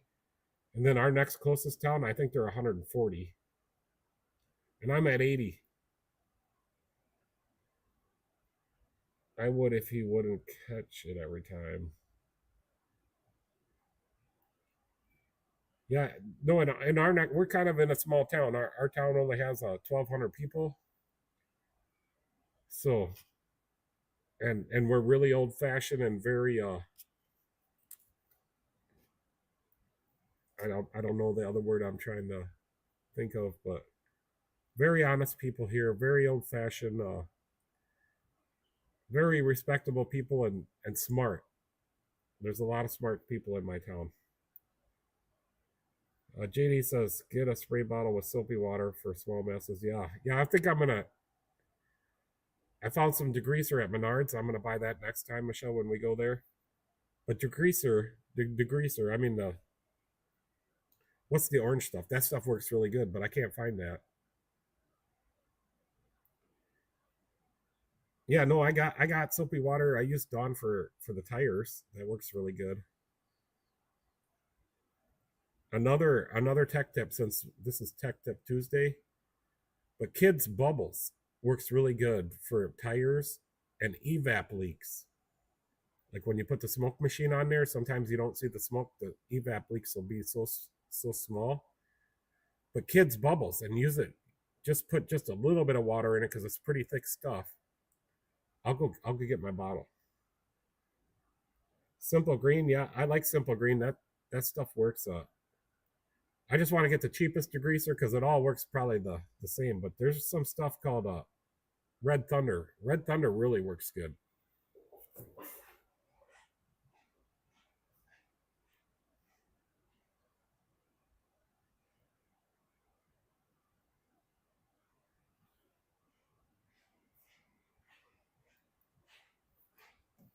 But one of my tech classes was for evap diagnostic. It was a GM class, I think, and the instructor told us, like, get some kids bubbles. This stuff works. Put it in a spray bottle and put just a little bit of water in it because you want it really thick. This stuff is really good for finding leaks because it bubbles up and you can see it. So I don't know. I bought this bottle a couple of years ago, and this is where it's at now. I don't use very much of it, but I do use it. Yeah, it was Red Thunder. That's the orange degreaser I was thinking of. And that stuff, if you got a cut in your hand, it really stings. Yeah, I use lavender baby oil for my smoke machine. It smells the best because I don't like the way the smoke machine smells. JD says, I use soapy water for finding AC leaks. Fill the system with nitrogen. I just got a nitrogen tank. A guy traded me no, we were going to trade some labor for it, but I ended up just charging him what I charged to charge him, the invoice, and then I said, I'll pay you cash. And it's just a smaller tank, but it's got a brand new regulator on it. So I do have a tank, and I think there's 1,500 pounds in it, so it's not full, but I do got nitrogen now to check for AC leaks. The first time I use it, I'll let you know. sometimes it's easy with my machine. It's so easy to charge it up and take it back out. And if it don't hold vacuum, it's a bigger leak. So those are the ones I'll probably use the nitrogen on. Bubbles and baby oil. What's going on there? Yeah, bubbles for evap leaks. It works really good, and it don't dry right off. Like it's thicker stuff. Yeah, we were gonna have a video on all like the household items that I use for in the shop. So yeah, Dawn dish soap, bubbles, baby oil, Q-tips for cleaning the mass airflow sensor. What else can you guys think of that you use? There's a bunch of household items that you use. I got one of Michelle's hair dryers. I took it from her. Let me go get it. She made me buy her a new one.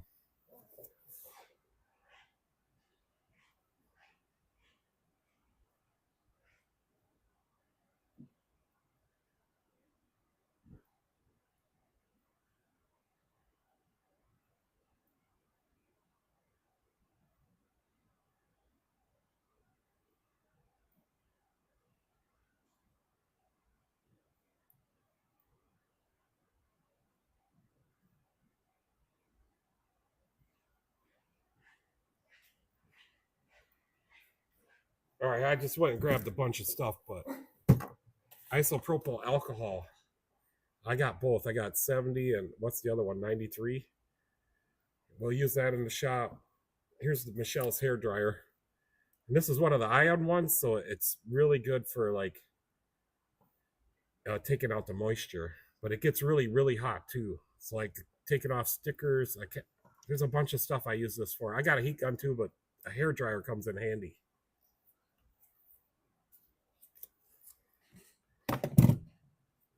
Lighter fluid for cleaning inner tubes and patching inner tubes. The stuff works good. Baking soda. Mix this up with water and it'll clean battery acid off. Sound like somebody's messing around over there on the other side. I just gotta walk over there and see what's going on.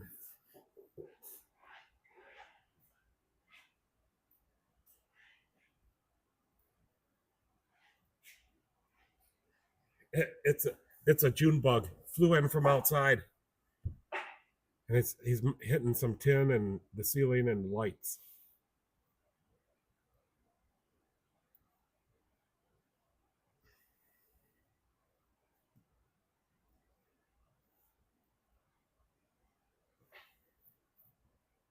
Michelle says that's what Pete does. Sounds like a P. Diddy party. JD says it sounds like a P. Diddy party, Leisure. LOL. I bought a cheap baby oil for my homemade smoke machine. It stinks. Yeah, buy the lavender. You made your own smoke machine, Leisure? So I have a friend that made one too. You got to tell us how you did that. Laughing my ass off, JD at Leisure. I've heard the Wicked fan club was in an industrial building.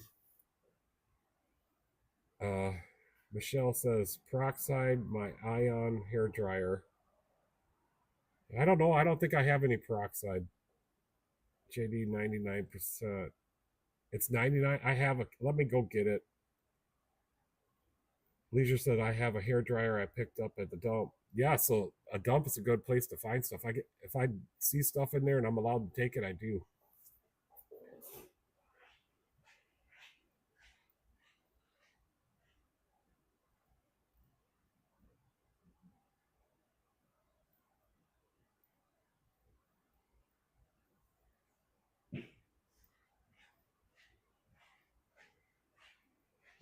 So we got 91% and 70%. So sometimes this works good for cleaning stuff. There's just all kinds of stuff I use it for. I even use it to disinfect my cuts.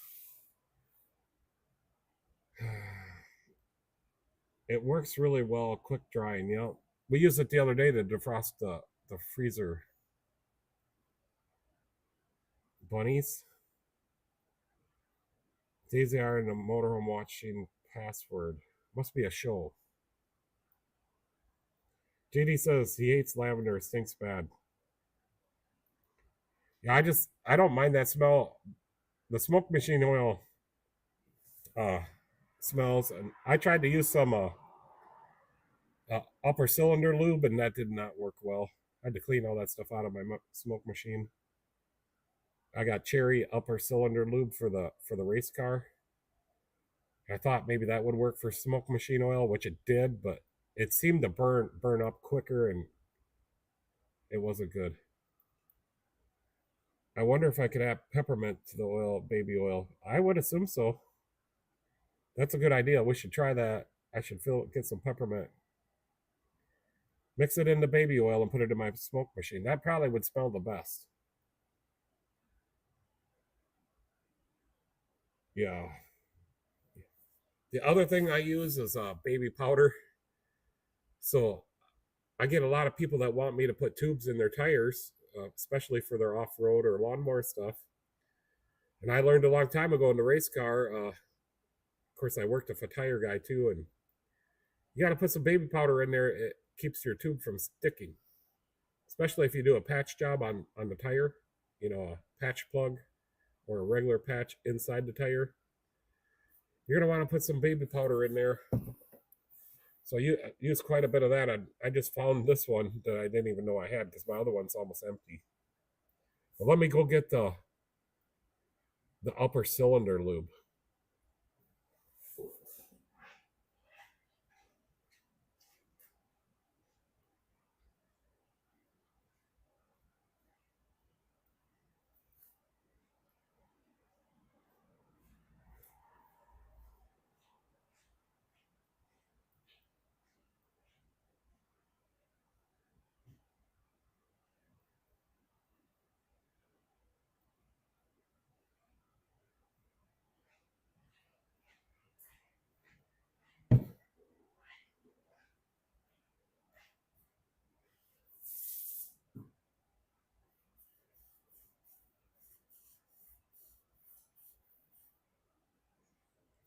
She's a little dirty on the top. The stuff's been sitting around for a few years.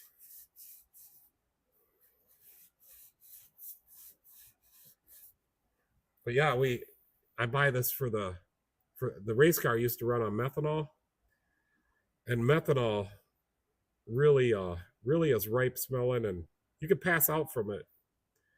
But sitting in the lineup, so we'd put, plus there's no lubrication for your piston rings and stuff like that. So we'd put, I don't know, I'd put quite a bit in mine, and this makes the methanol smell like cherries, I think. You can get this in different smells too. But I always bought the red stuff because I like that smell. Yeah, cherry scented. But you can even put this in racing fuel, gasoline or methanol, or we could even put it into the E85. So here's my lavender baby oil. And then I found one more thing. Where was it?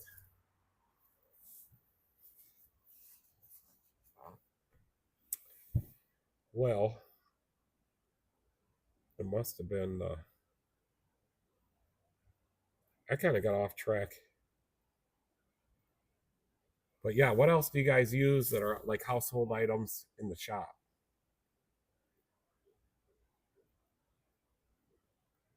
It doesn't smell like lavender. Yeah, I already read that one. Sounds like we're gonna have a party.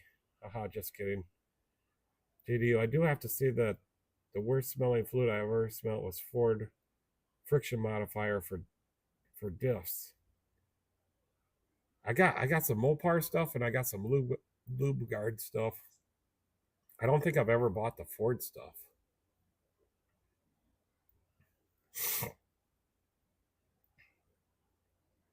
But I had a guy bring me his newer Dodge Ram in, and he said it was due for some fluid services, so we used all Mopar fluids in it, and he wasn't realizing that it was going to cost that much. I mean, way cheaper than the dealer, but We put all Mopar fluids in, and some of them fluids were, I can't remember if they were $50 a quart. Pretty expensive.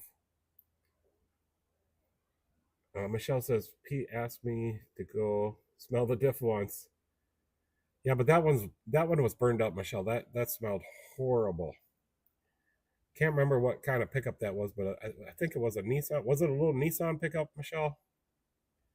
And all the bearings in the rear diff were out. I think it had to be a Nissan. It was a little foreign-made pickup. I don't think it was a Toyota. I don't think it was a Toyota.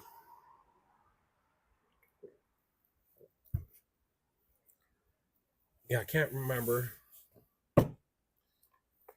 Yeah, so I do got the spray on battery cleaners, but once in a while I need to clean the whole battery, and there's a lot of corrosion, and baking soda and water will clean it up. And then always, if you're cleaning the battery, get the hose out and wash everything. You don't want none of that acid anywhere. JD says, I remember the GM Versa stick fluid. It's like $60 for 500 milliliters back in 20 years ago. Was that the blue stuff? Gear lube has sulfur, so that must be the smell. I think I might have. It was VersaTrack fluid. I don't think I ever got into VersaTrack. What was that for? Let me go grab that quart of fluid I got.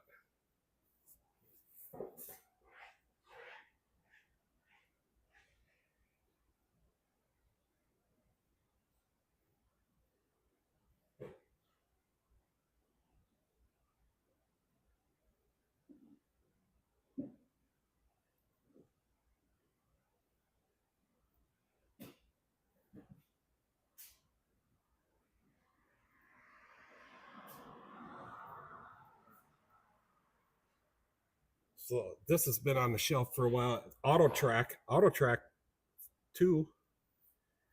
I'm gonna smell it. Yeah, this is the blue fluid. I can't really smell anything on this.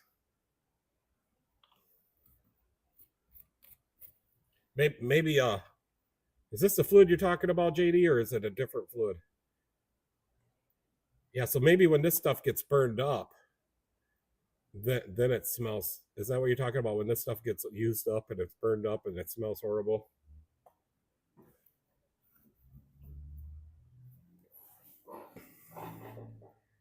Yep, he says, yep, the blue fluid. Automatic transfer cases, yeah.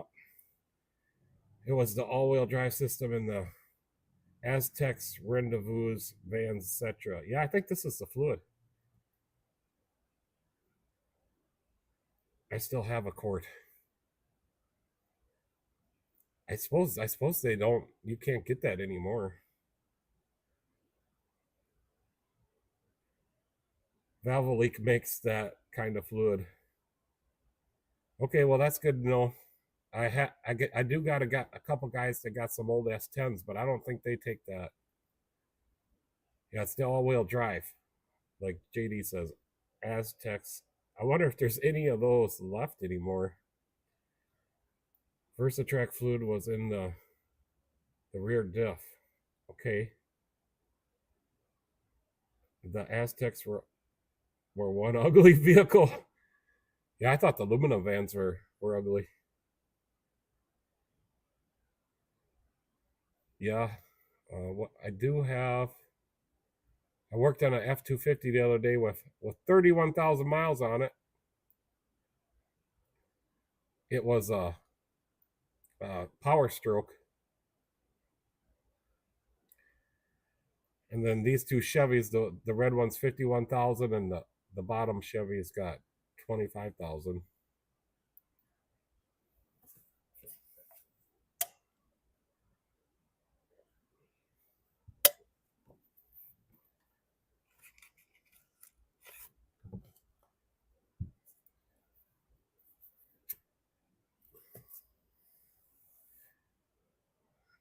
Dustbuster vans.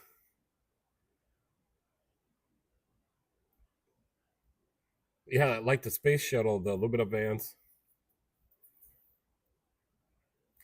They felt a little like you're driving a boat, like the Oscar Mayer Wiener. I wonder if they felt like the Oscar Mayer Wiener mobile.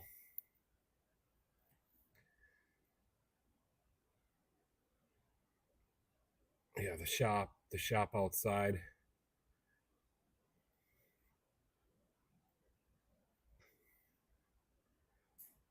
I thought I had more pictures, new ones, but I don't. Oh yeah, this one. So this sticker, the Z52 240 horse 340 foot-pounds of torque L98.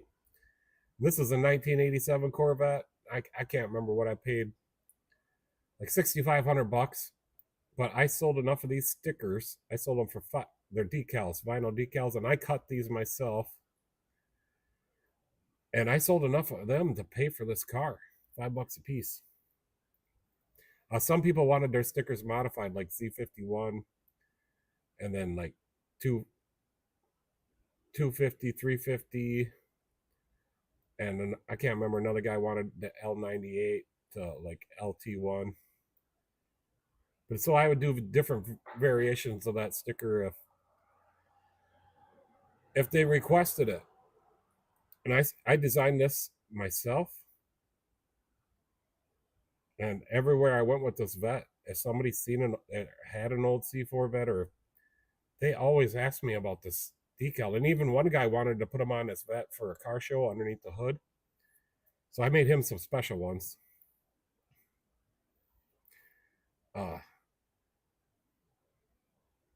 JD says the dash was so big you could lay up there. Yeah, I remember my first car was, or one of my first car, because I had a first pickup, but my first car was a 72 Nova. And when I was like, I think I got that car like when I was 17, maybe. I still live it at home. Yeah, I could put that picture up next. But I could not get over like looking over the hood. But my dad said, you'll get used to it. That's how it is. Yeah, so I want to find the picture of me when I was 15 years old.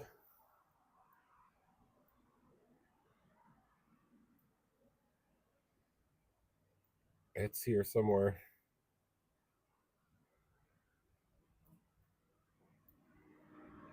Oh, here it is. So that's me when I was 15 years old.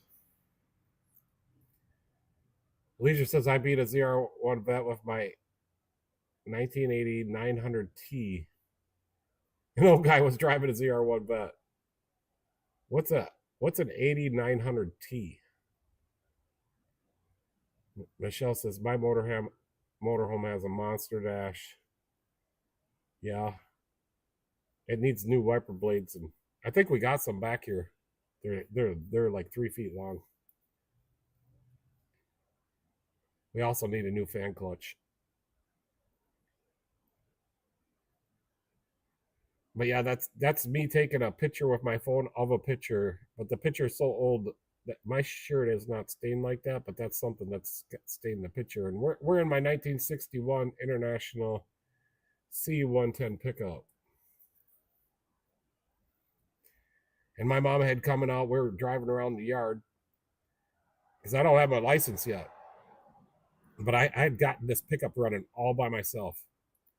Maybe my friend there helped me a little bit, but we got this old pickup running. It sat for many, many, many years, and it had a 304 International engine in it with a Holley 2-barrel, and we had gotten that running. It had a 4-speed in it. I later on put a 392 in it with a 727 and a Dana 44 front end with an NP205 transfer case. Oh, it's the first generation Saab 900 turbo. Yeah, I don't see very many Saabs around anymore. So what happened to that car?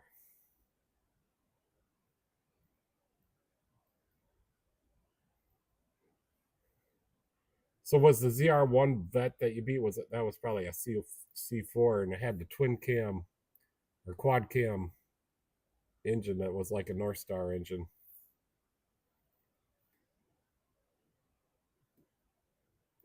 Or yeah, the good old combiner 304, yeah.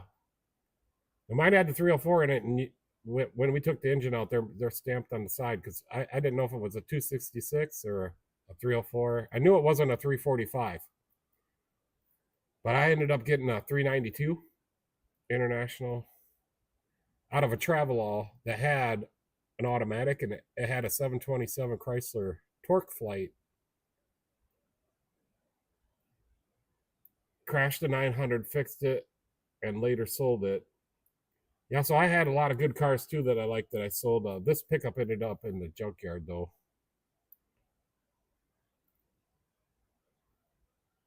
JD says Saab 900 had the engine in the backward, had the engine in backwards, transmission in the front.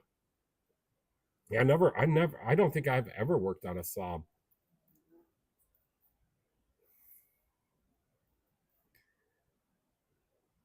I don't think I've ever worked on a Porsche. I've worked on some Mercedes, some BMWs, a Lexus, right? Yeah, I did a Lexus. I even did a video on it.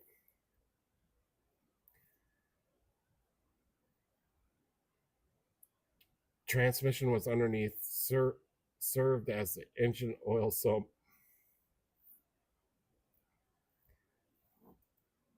Yeah, I seen some. What is it?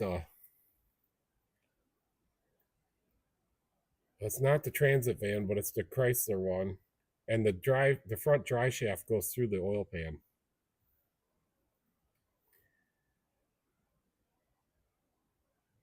Yeah, under the front.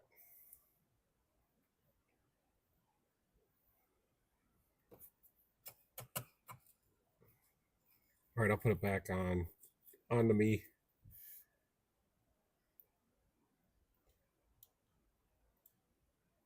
So yeah, hopefully tomorrow will be an easy day with the engine mount on the 2021 Tahoe with a 5.3. It looks pretty complicated, but hopefully the nuts are welded underneath there, and I can jack the engine up a little bit to switch it out. It's a hydraulic. I'll go get it. It's a hydraulic engine mount.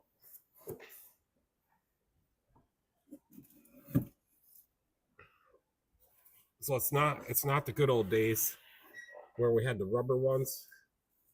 And these got oil in them. And this one comes with a heat shield on it. I got it right from, it's made in Mexico. I got it right from the dealer. I don't think we should take that big bolt out. It's got a little stud sticking. It's not a stud, it's just a nipple. But yeah, they ripped it out, and the motor slips up like a couple inches. Like when you go to take off, I'm like, oh my gosh, there's a motor mount ripped out of this thing. So sure enough, I bring it back into the shop. Sure enough, it's bad.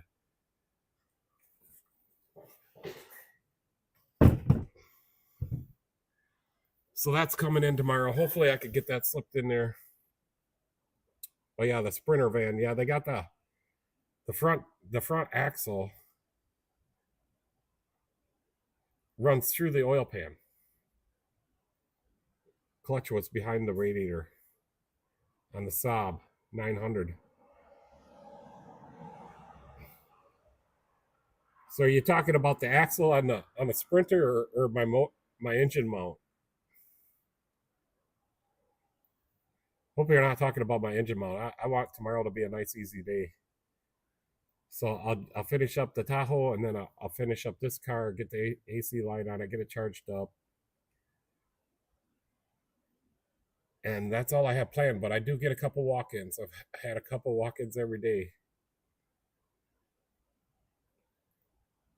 I do got an old Jeep outside. I don't know what year it is, 2004 maybe.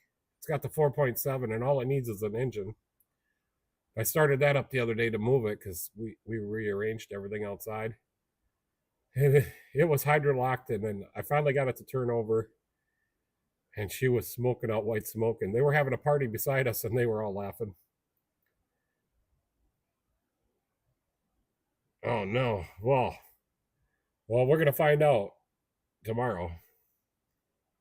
When the front motor mount broke on the 900s, the motor would tilt up and knock the distributor cap off. Not good. I suppose the first time you're like, why did my car stop running? And then you figured that out, and then when it happened again, you knew exactly what to do. Michelle says I did the brake throttle test while Pete was on the engine. No, I was underneath. We lifted. Looks like my internet's cutting out, but I like, dude, because I lifted her up on the hoist. I did chalk the wheels, and I went underneath it because I took a video of it. Yeah, I might have even published that video because I'm like, I want a video of it. So I lifted her up on the drive on hoist, and I told her to hold her foot on the, what do they call that, brake standing, power braking. I told her whatever, I said don't gas it too hard. You'll feel it when it stops, then you can let off. It all turned out good, and Michelle did a good job. The other thing I want to say about Michelle, so she can bleed brakes, and so I just go under the car and I say okay, let's go. I mean, the first time we were like, I'm like, hold the pedal down, and then I realized she knew what she was doing. Like the first wheel we started bleeding brakes on, I was telling her, but she was actually doing it before I told her. So I just tell her that I'm going to switch wheels, and then I don't even have to talk to her. She pumps it up. She feels the pedal go down. I close the bleeder. She gives me a second, and then she pumps it up again. But yeah, we're going to do a video on that because I've never met anybody. I mean, even other technicians that always have a hard time like conveying, pump it up and hold it. But she knows how to do that without me telling her. And then when she feels the pedal go down, she gives me a second to close the bleeder, and I don't even have to say ready or anything. She just pumps it back up again. JD says the mount is kind of common. I've seen it a few times. Usually, yeah, it's always on the driver's side because that's the side that lifts up when you gas it. We also, like on the old Camaros that I had and the Novas, we'd put a chain down to the frame.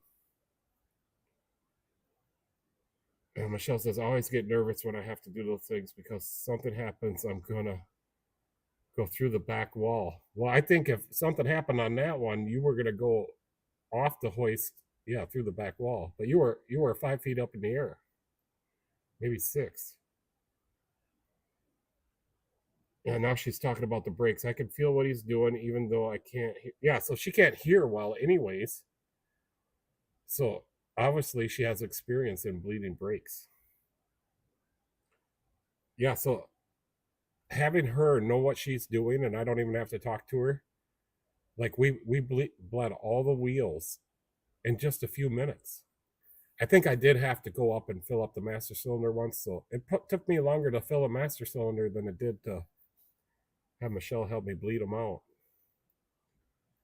It was very efficient, very fast, and I was very impressed. Yeah, so my internet did cut out there just a little bit. It's back on now. Yeah, so I'm pretty excited. She's super excited for it. What do we got? A week left, and she can, maybe 2 weeks, and she can go get fitted for that. But she'll be able to Bluetooth the TV to it, or the radio in the Jeep, or whatever. Some people trying to guess what you are doing and go faster than you are. Drives me nuts when I'm bleeding brakes and they are letting up before. Yeah, you don't want that to happen. So I do, like if I do a brake fluid flush, I do go around the vehicle before I tell them that before we do it anyways. So I may tell them it needs a brake fluid flush, but then when it gets here, I'll make sure all the bleeders crack loose. I do got a Duramax sitting out there, and all the bleeders are broke off. and they came here for a soft brake pedal. But I went to do a ABS automated ABS bleed, but it wouldn't do it. It said there was a code in there for the right front wheel speed sensor. So I just stuck my head underneath the fender well, and I seen the wire was broken, so I butt connected it back together. It needs a new sensor, and I was able to do the automated ABS bleed, which made the pedal come back. But I could not bleed unless I take the wheel or the calipers off and just tip them up and bleed it out of the hose. I can't bleed them. So I told him he needs on, and it's a 3/4 ton. No, it's a 1 ton. So it's going to be fairly expensive. And I see his pads might be getting down, and his rotors are bad. So yeah, I did the automated ABS bleed. It made his pedal better, and they're going to come in here and talk to me about it tomorrow because it needs a bunch of stuff. Like it's going to be a couple grand, or probably $3,000. So JD, people try to guess what you're. Yeah, I just read that. Yeah, Michelle says I'm very excited. June 15th, I get my implant programmed and working. Yeah, so that's going to be great. I'm very happy for her. I can feel it when he stops, closes it, and then I let off. Well, maybe I don't know how you could feel it when I close it. Maybe you can, because we go so fast. Maybe the pedal ain't all the way down. I'll pump a couple of times. Feel again. The pedal gets harder as you bleed. Yep. Sometimes you don't have no pedal at all. What did I just put a master cylinder on? But I didn't.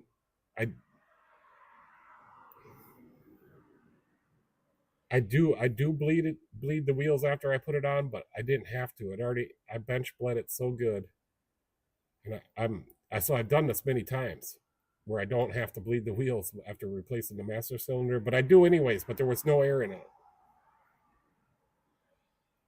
But I've had people bring vehicles to me on tow trucks because they replaced the master cylinder and they can't get no pedal. So I just bench bleed the master cylinder on the vehicle. I just have somebody sit in there and I put the little hoses on it.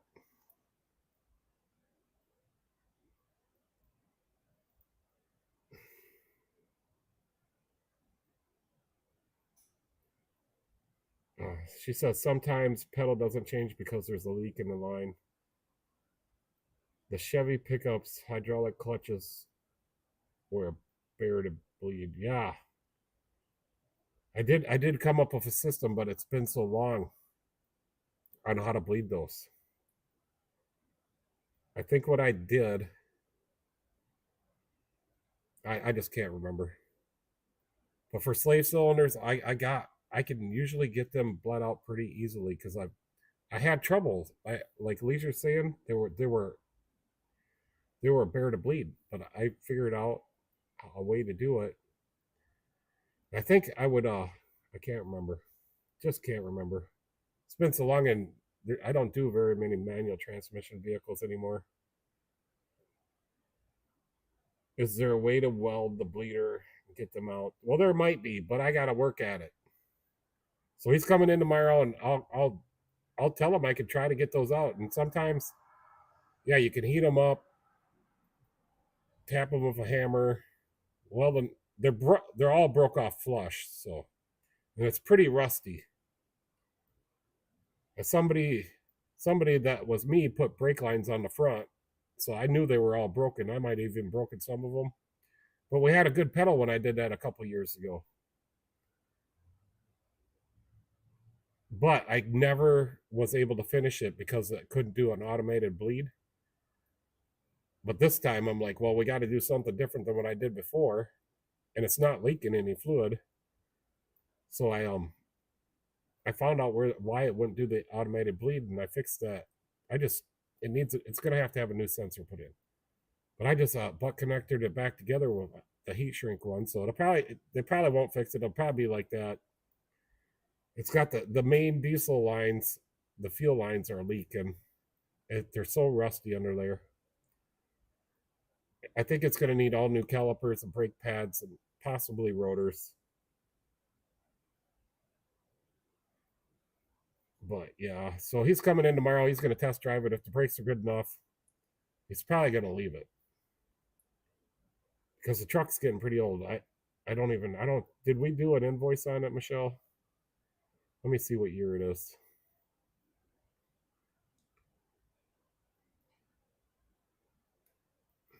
Yeah, I think we did an invoice.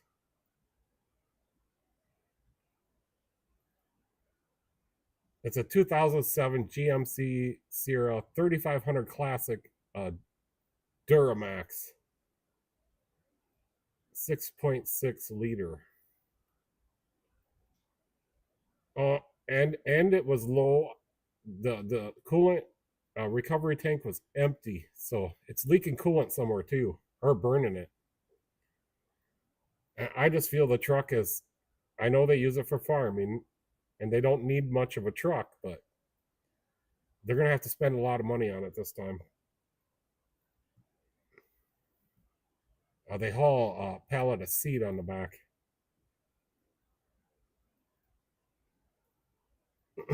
Yep, the flatbed that's out there. The one I keep calling purple, but it's actually maroon. Yeah, we'll probably start smelling diesel fuel pretty soon because it's leaking. I did a master slave clutch cylinder on a Maserati, whatever, Biturbo Maserati though. Yeah, that's an exotic. I never worked on one. That was quite the job. Had to take a bunch apart to get it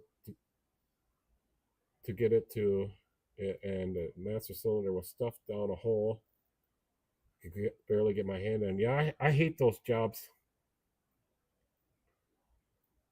So that's one of the reasons I told these people I would not do their escape transmission.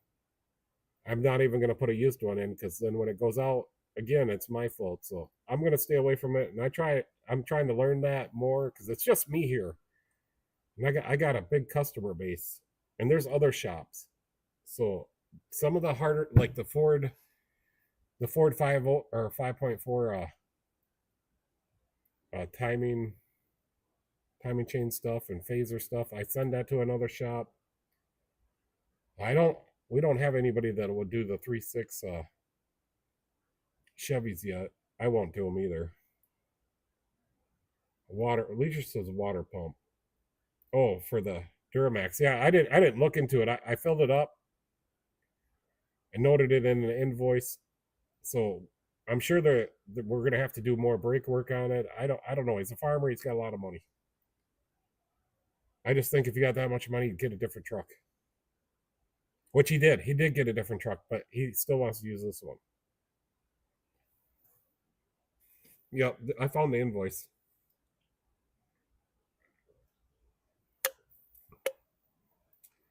David, my youngest son, has a 2000. Yeah, I worked on an Infinity. On that one, we pulled the transmission out, put a new rear main seal in because it was dumping oil. We got that fixed. And he helped. So I didn't do all of it, but he helped. So me and David took the transmission out, put a rear main seal in it, and before that, he did most of the work on this, but he took the valve body off and the little there's a, I don't know what it is, but inside there's the module or the shift solenoid rack or whatever, but the little traces inside that, the little wires, they crack and break. So I researched it. I told him to take it out. I soldered it back together and then we put it back in. Yeah, it's tuned and it throws flames out. It's always got transmission issues. Yeah, they call it pops and bangs, and it's tuned to do that. You press a button on the steering wheel or something, and it's super hard on it. I feel he's always revving it up, but I don't have to work on that car anymore, at least for a while, because he's out of state.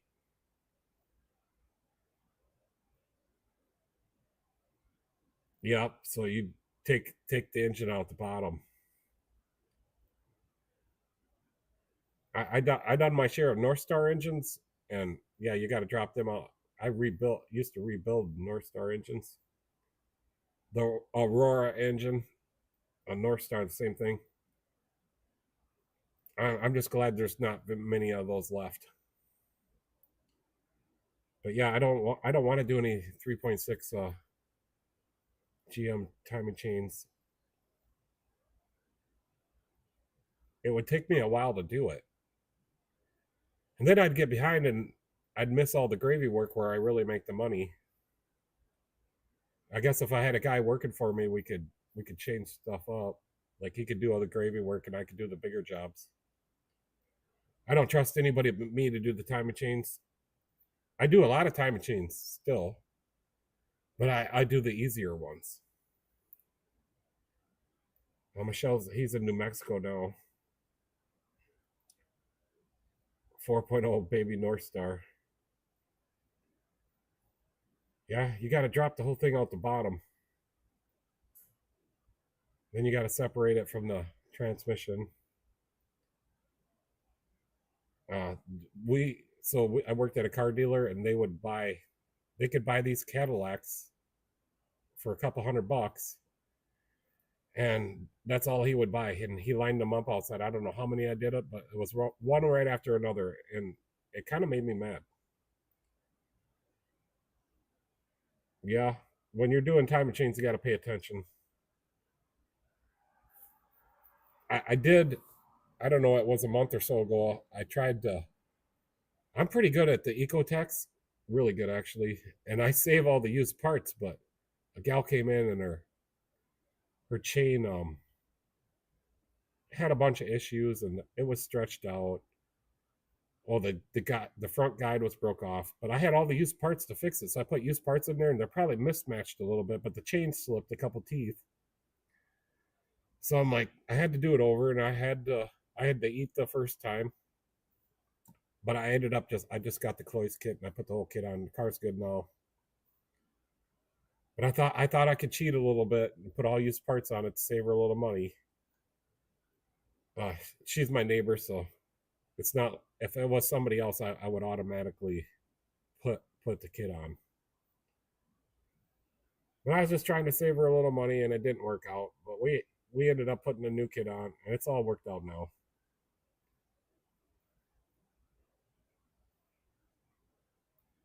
Timing sets on the. No, I don't think we ever had to change the chain or anything. We always reused it. It was always the head gasket problem, and we changed engine bearings, and I don't even think we did any very much machine work unless it was on the heads or we had to send the block in. But you would have to disassemble the whole, take the cams out, all the rockers, all that stuff. But yeah, we put all new bearings in, new rings, new gaskets. I don't think we ever put the timing chain stuff in though, because they always had the head gasket problem. They were there for the head gaskets, not the timing chains.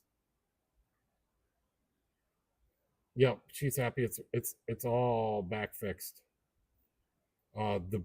The Buick LaCrosse I had that I turned the brake rotor on, it was on my. I couldn't. You know what it was? It actually wasn't the brake rotor warped. Let me go get the rotor. I'll show you. So we ended up. It only cost her like $70 to get new rotors. I put them on there for free. I gave her the $50 back for turning her rotors. So that counted against the new rotors. Yeah, she was so happy. She wanted to give me more, but I would not accept it. But I'll show you what it actually was.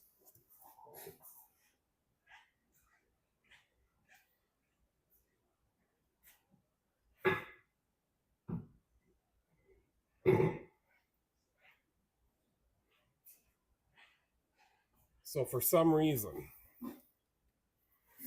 and this looks like it's got a lot of miles on it, but it actually don't.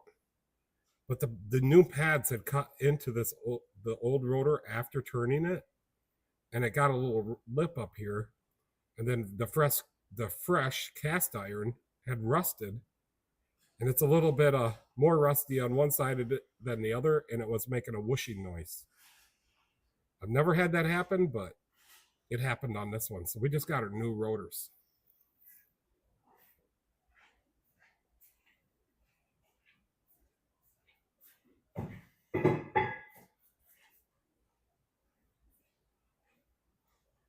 Michelle. Michelle. Yeah, I got something for you to do out here.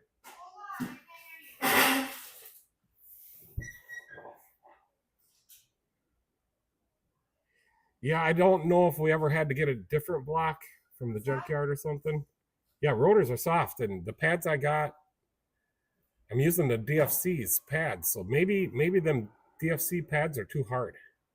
Well, look at all my household supplies. Oh my! Holy shit! Can you help me put these away? Yes, we got a big old shebang full of shit. But this, I can't remember how many miles she had on it. Maybe 4,000 miles on it. Well, it wasn't that much. It was 2,500 miles, I think. But that rotor got super rusty from when I turned it to when she complained about this whooshing noise. But I didn't want to turn it again. I didn't want her to come back again. And she's texted me a few times now and says the car is beautiful and she's so happy and it's perfect. But yeah, sometimes I guess JD says you're not supposed to turn rotors, but I'm kind of learning as I go here. I got a rotor machine I paid $300 some for that I got to get some use out of it. And I've turned a lot of rotors, and this is the only time I've had any trouble. So I guess, I mean, I turned the rotors on the front of the squad car, so they're still Let's good. go back with It goes, alcohol and baby shit. that all goes in the reception area up Lighter there. fuel too. Yeah. Okay. Yeah, don't spill none. Oh, I'm just gonna drizzle it all over. Yeah, it'll start the shop on fire.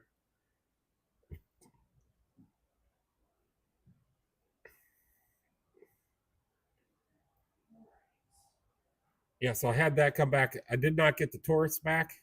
The guy said he was going to come back, but he works really hard and doesn't get paid a lot of money.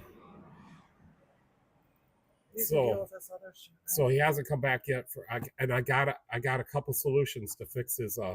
First, I'm going to try what Leisure said to heat that up in some boiling water.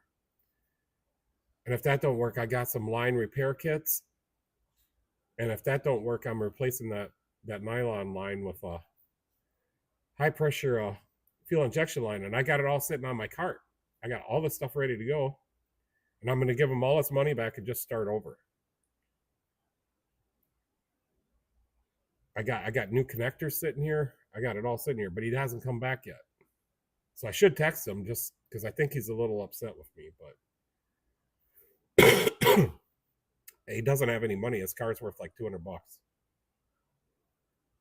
So that's what JD said. I'll track those people, but I take care of everybody. Give the owner the option, warn them ahead of time. It may not work out. Yeah, I suppose I could. This is just the first time I've ever had. I mean, we used to turn rotors back in the day, and I can't remember if I had a bad experience back then. Probably not, because rotors were thicker and the machines we had were newer. My machine's kind of old. It seems to work good.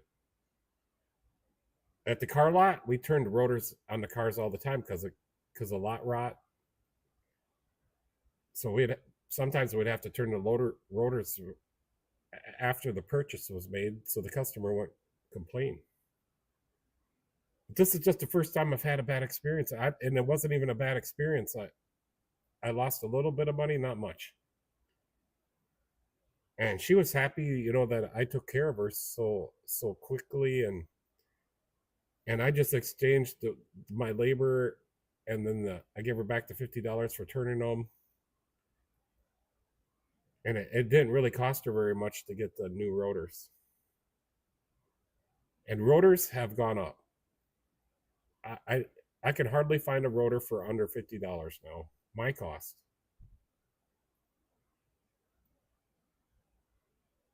Yeah, I feel them people need their cars fixed too. I mean, he stopped into the shop and asked me if I would go get his car. I even went and got it for him. I never charged him for that. We towed it here with the Ranger. He lives in town. I just feel that he doesn't think that I did a good enough job. I think he's a little upset. I did a job for a $300 car. So when it does come back in, I'm just gonna wipe his bill. We're gonna start over. See if I can wipe everything off his previous invoice. We're gonna start over, and it's gonna cost a little bit more money. Actually, it's gonna cost a lot more money, probably more than the car's worth.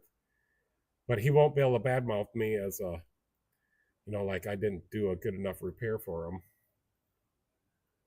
Yep, the wages they just don't go with inflation, and if you do want to raise, you got to beg, and you don't get it for 2 years. So yeah, that's not a good thing. I don't know if I'm any better off having my own shop versus working for somebody, but I'm happier. I'm happier having my own shop, working as leisurely as I want to. But I don't. I probably would have made more money just working at the shop I was at. But the only thing is, I had to work hard. We didn't get 15-minute breaks. There was no chairs to sit down on. It's on my feet all day long. We only had a 2-post hoist, so my knees were getting ruined. I'm older.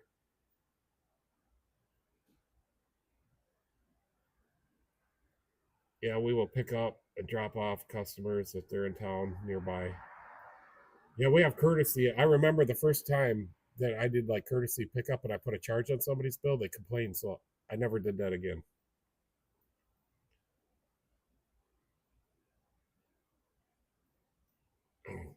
JD says, I think you are. Michelle, Michelle says you can work at your own pace. Yeah, so I just schedule we've been double on updates. So I've been scheduling 2 cars a day. We get a few walk-ins. Like today I had legitimately 5 cars. And then the Kia, I just put the wheels back on it, waiting for the AC line for tomorrow.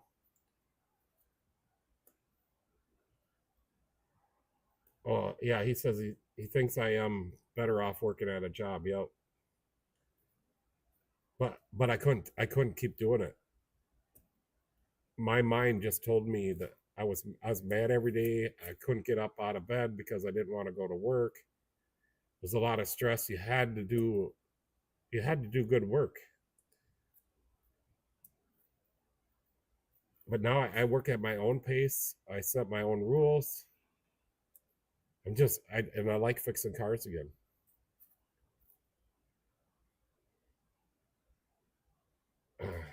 JD says your raises are now up to you. Yep, you basically have to threaten whether you're coming to work or not if you get a raise. Like, hey, I'm not coming in tomorrow unless I get a raise. It is. It is. The problem is a lot of the reason I got my customers and they won't go to these other shops, they come here, because when I was working over at the other shop, so many customers followed me was because of my experience, and that I always did them good. Always made sure their car was fixed. Yeah, the newer younger techs they just don't. I think they try. Some of them do, some of them don't. But they just don't have the experience, and if they don't know how to do something, they don't have the experience on it, they screw it up. And then it costs the shop money because you got to redo it, and then even more money because now he's got to send 2 techs over there to straighten out what the other guy didn't know because of lack of experience. And it wasn't like that in my day. I worked side by side with people that had experience, and I learned right from them. I learned pretty quickly. Oh, he means the opposite. So better off on my own. I am better off on my own, but I think I would make more money working for somebody else.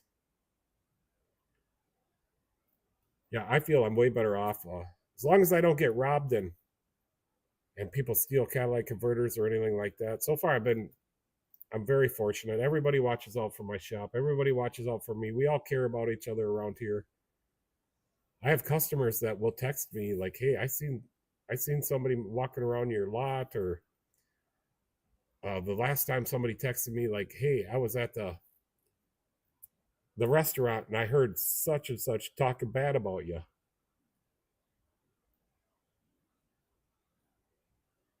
Uh, yeah, no, I got it, Michelle. Leisure says flat rate is against the young techs nowadays. Yeah.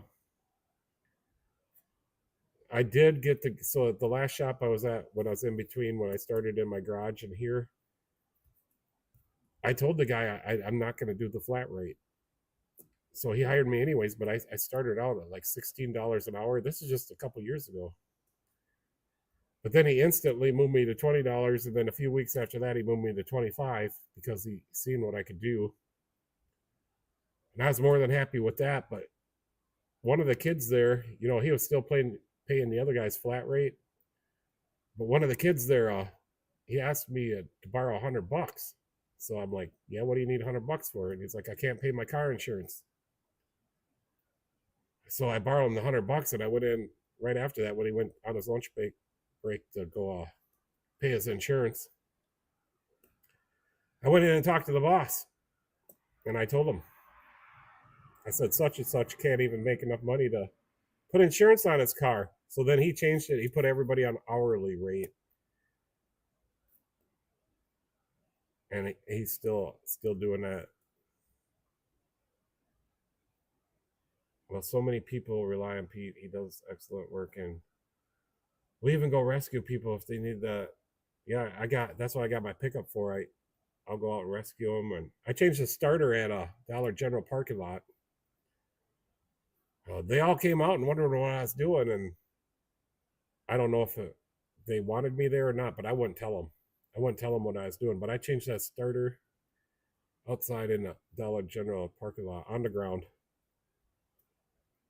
It was easier for me to change the starter in the parking lot than it was to tow it here. I've done that a few times.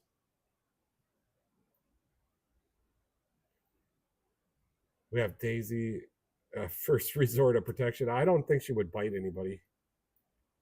I just called Daisy a distraction for when I come behind her. I don't know. That don't make sense to me.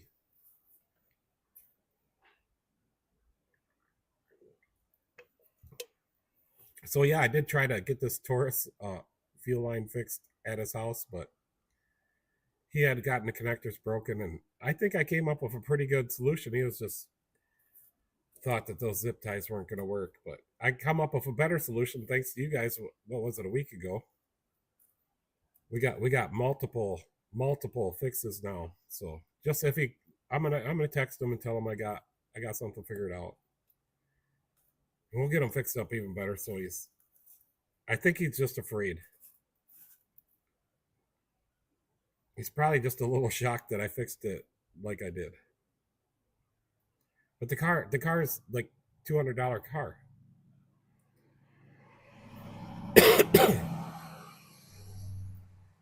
Sounds like our latest tenant. I need a loan to pay my insurance or cell phone. He texts his bank's statement with negative numbers. Yeah. I mean, we all got to have a job. Just some of us don't have the jobs we need. I'm lucky that my skills are fixing cars and that I can make my living on my own.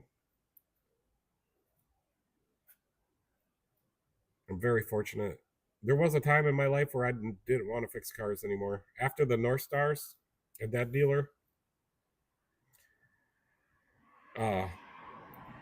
that's where I got the job for working on starting units and scrap magnets, building the controllers. And the guy was seen me leaving work, and he pulled me over. He said, "You need a job?" I'm like, "No." And he's like, "Well, meet me up at the Quonset at 8 o'clock on Saturday morning." So I just started working Saturdays, and then I liked it. So I worked like in a fabrication shop and engineering shop, and I learned a lot of stuff. We had a full machine shop. We had every kind of tool you needed. I learned a lot of stuff, and I'm glad I did that, but I did that for like 10 years. I took a break from fixing cars for like 10 years. I mean, I'd fix my own cars. And I hated it. But then, I took a chance. I had to take a chance to do this, and it's turned out good for me. Maybe it's just a feeling I get when I get somebody's car fixed and they're happy. So maybe that's why I like it now. And it seemed so hard back in the day when I was younger. It just seemed like I was working really hard. Of course, I didn't make as much back then. I think I was like $12 an hour.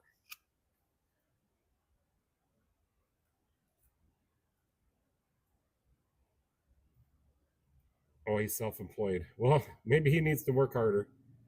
Yeah, people struggle with full time. It's the ones who don't work and have excuses. They can work but can't pay. I was at the point where I was at a point for a while.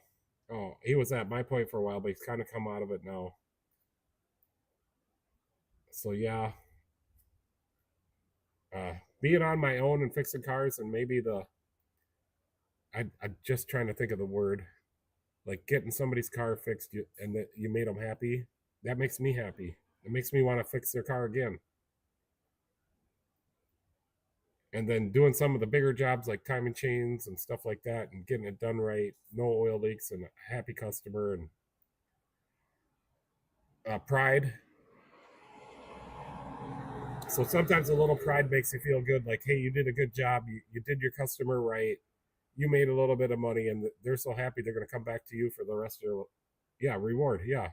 So the reward makes me want to keep going at it.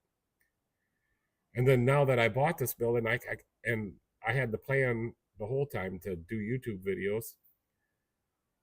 I planned this out for 10 years to do. I want to do YouTube because you can make money. But now I'm meeting people on here, and that's a reward too. Like you guys know a lot of stuff about cars, probably a lot more than I do, and I think that's what my live feeds are about. As soon as we get more people coming on here, somebody's it's already happened. Somebody had a question about their car, and we all chimed in with our answers, and that's what I want. So we got something going on really good here where we can help people out. So like people will comment in my comments like, hey, this is happening to my car. I have no problem giving them my opinion on what's going on, and so far I've been pretty good on it. I've helped a couple people get their cars fixed just by the comments on my videos, which to me that's a pride and a reward too. Yeah, so I just can't wait to get more. That's why I do the short feed. We can pick up some more people. I mean, they're scrolling, so if they find this interesting or whatnot, we got some good people here that know, and they work on cars every day. They have worked on cars. This is exactly what I wanted. I just want the people that need help to come here.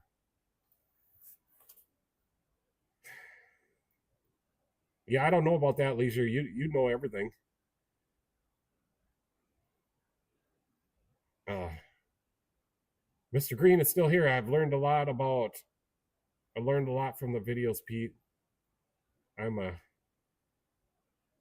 cube jockey, not a mechanic, but try to do as much work as I can.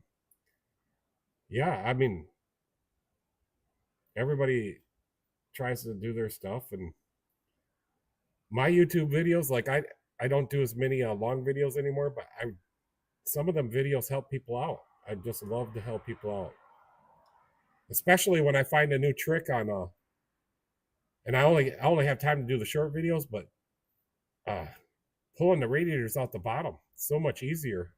It is super simple, super easy. I know that's going to help somebody,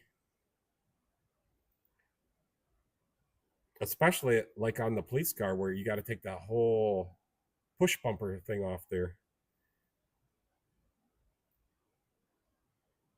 Michelle says we have a few customers that are good for paying but need to make payments.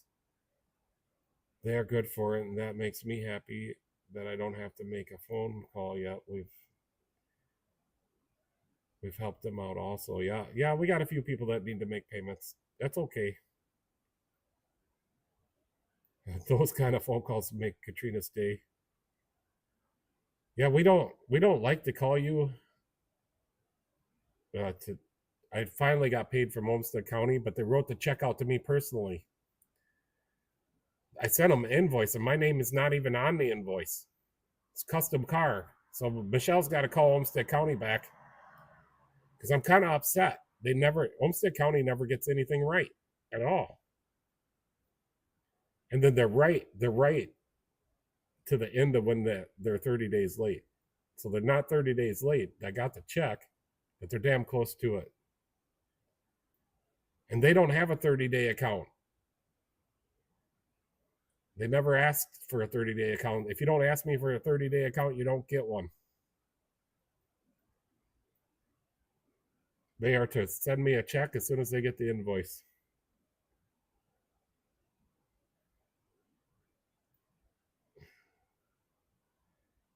Yeah, so we usually don't have to call very many people. We call more like we have more problems like we got to call O'Reilly's, find out where our parts are, why they didn't bring them, or why Napa didn't bring our parts.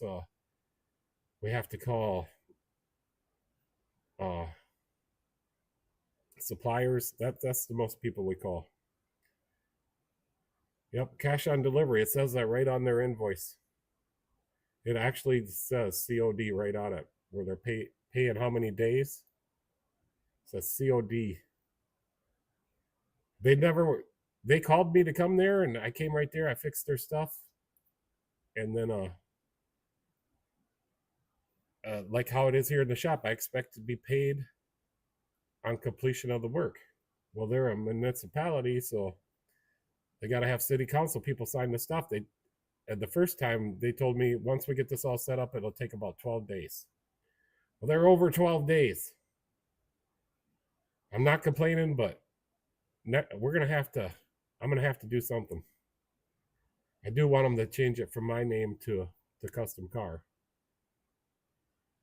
That should not happen. I sent them an invoice, and my name isn't even on it. So whoever's working there in that position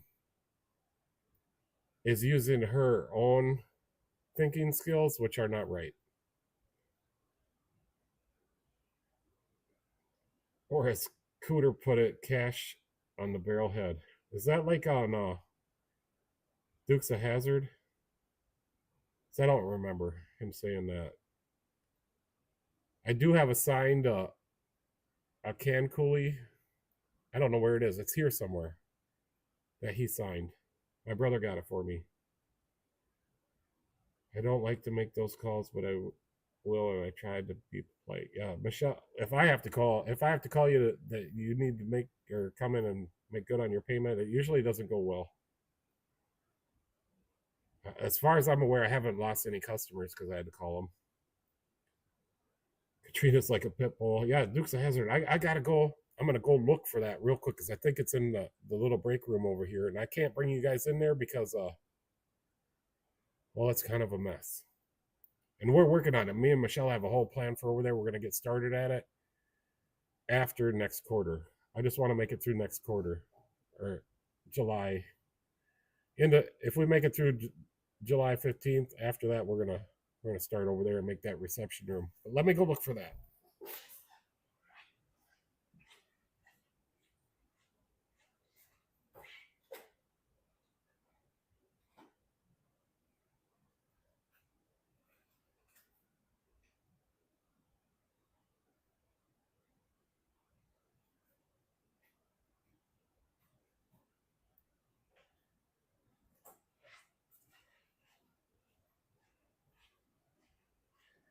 No, it's not in there, but I know where it is. Michelle, can you look in the cabinet above where I sit, where the can coolies are, and find the Dukes of Hazzard one and bring it out here?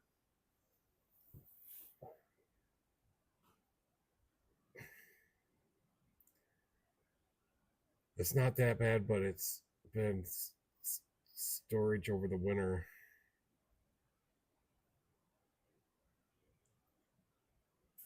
Cooter got into politics, and after his acting career stalled. after his, so he got into politics, and afterwards his career stalled. I think he only liked doing the Dukes of Hazzard. My brother talked to him, and they signed this can coolie for me, and Michelle's gonna see if she can find it and bring it out here. I almost lost that can coolie once.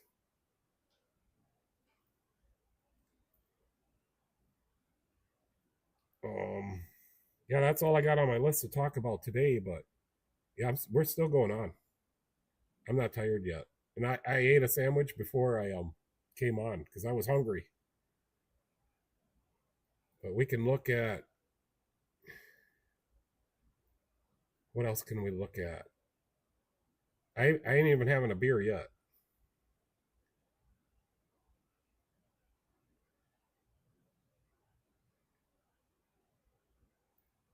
So yeah, the John Deere lawnmower I had before this one, it was these wires underneath there, and they go to the reverse switch. So when you put it in reverse and you have the mower deck on, it shuts the mower deck off.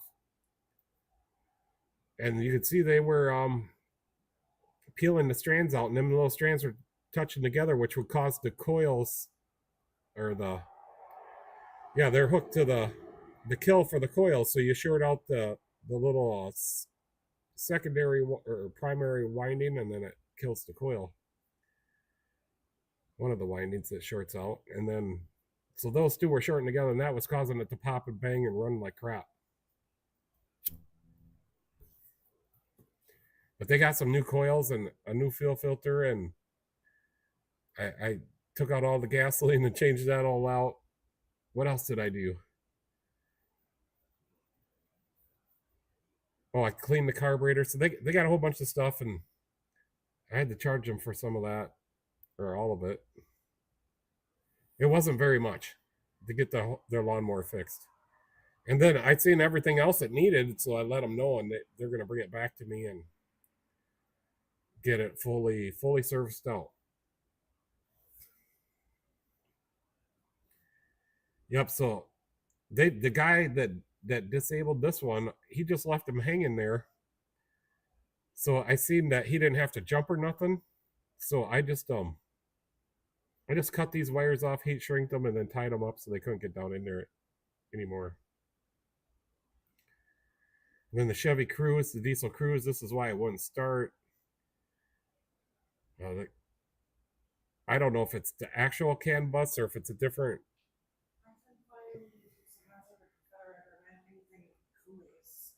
Well, she can't find my CAN coolie. I found all these really other cool ones. This is one of those snap bracelet ones. No, that's not cool. Oh no, I'm sure Leisure likes this.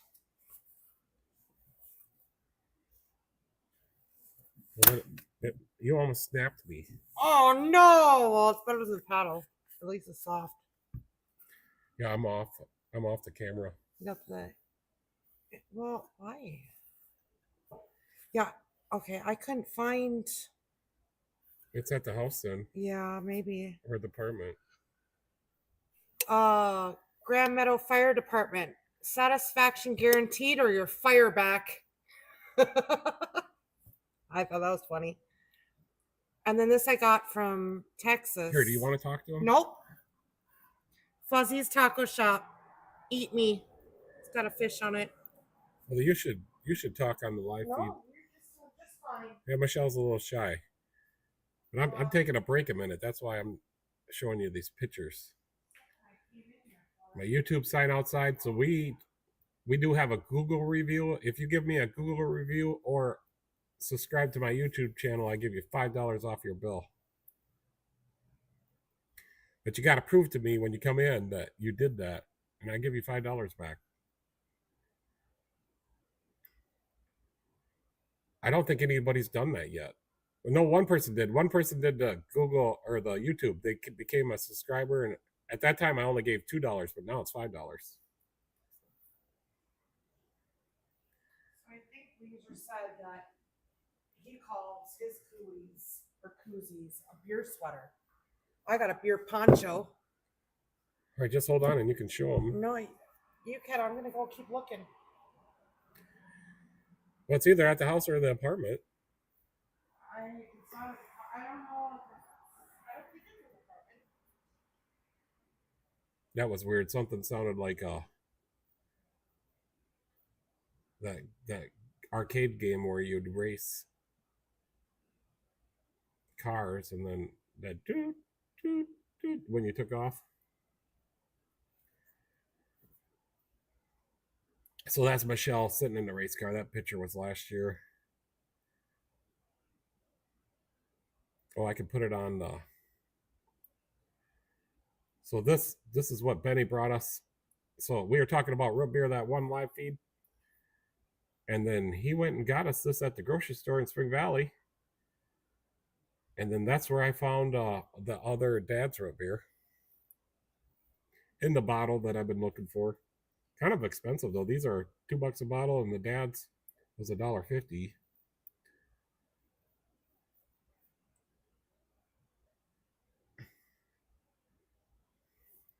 I know we go through these pictures all the time. I just didn't have very many pictures this live feed, and I figured we could just talk about stuff, which that's what we are doing. So yeah, I got to get my lawnmower in and get the blades sharpened. So I noticed last time I mowed, it was not getting all the dandelions. But now the dandelions are gone, so maybe I'll be okay for. I probably should bring it back in and get it greased up and blade sharpened and check the air filter. I changed oil on it last year, and the oil looks clean, so I'm not changing it this year.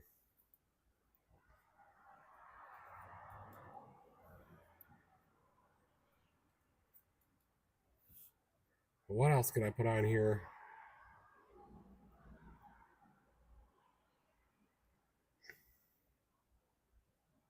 Yeah, I want one of these cars back. So I bought this car at me and JD were looking at this picture, and we seen some old cars in the background.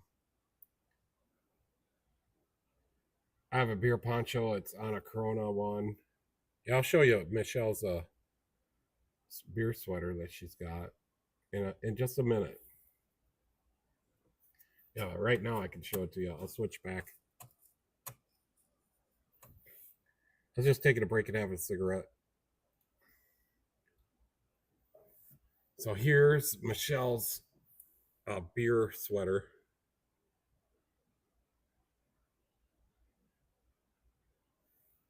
I don't know what kind of. She's got a Jose Cuervo. Oh, well, this is Corona Light on a Jose Cuervo bottle. Did you just slam this bottle? 40% alcohol by volume. It's 80 proof. Well, there's nothing in this bottle, Michelle. Did you just slam that? Leisure says he has a Jose Cuervo hat.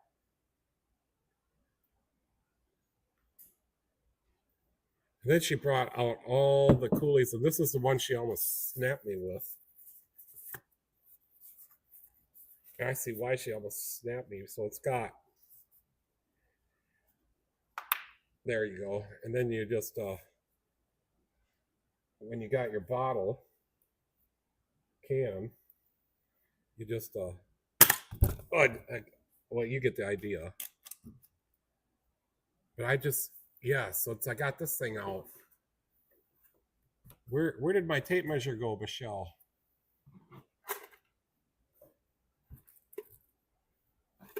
We lost my vintage tape measure. It's probably in the drawer.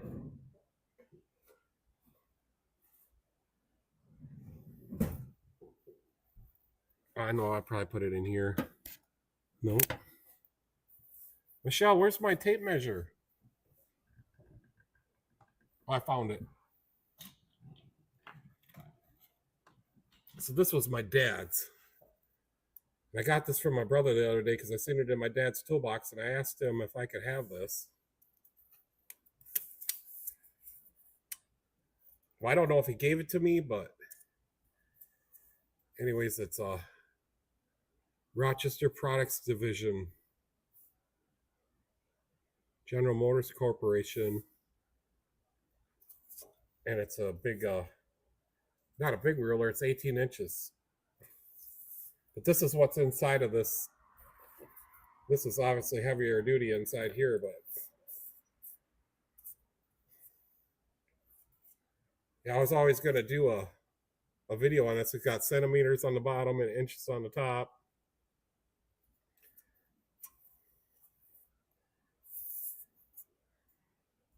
I think she wants me to try that again.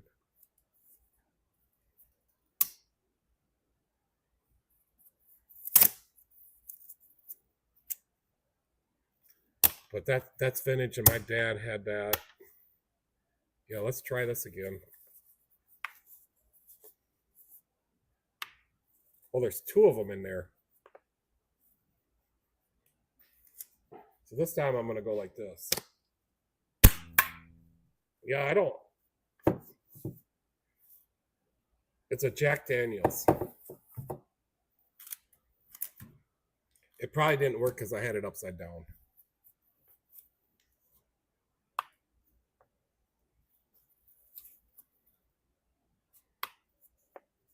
It's a Jack Daniels. She did it and slapped it on her wrist right by me. Yeah, it doesn't work very good. It's good. Stiffened up my wrist. Like I feel like I could punch somebody right now. Leisure says he hates whiskey.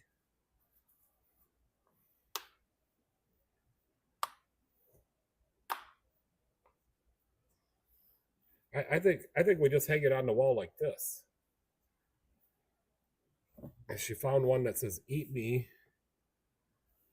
with Fuzzy's Taco Shop. Oh yeah, this is the one. So this is our fire department, and then on the other side it says "Satisfaction guaranteed" or your fire back. So satisfaction guaranteed or your fire back. And then we got this one at the Indy 500 that we went to. And another one she bought for a bottle.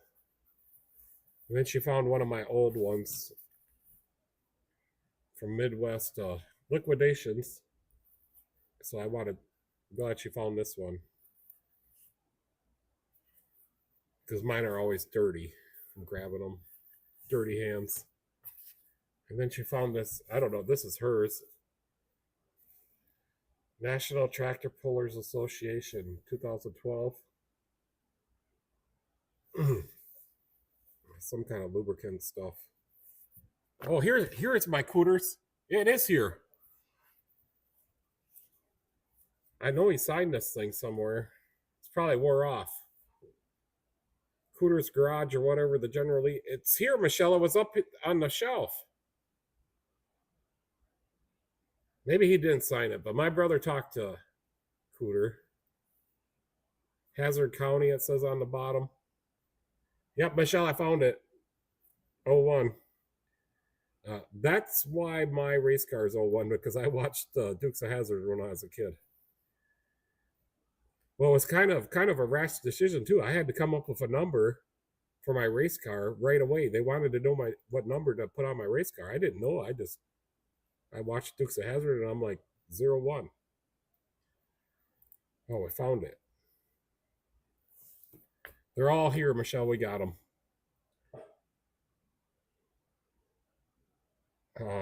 If we don't put out your fire, you can have it back. Yeah. I don't think that's very good. They probably got in trouble for that. Yeah, glad you found it. Yeah, I'm glad I found it too, because I don't use this one. I only used it one time and I almost lost it. You know what the autograph thing was? He got me a picture, but that's at home. I mean, I have used it because obviously it's a little frayed.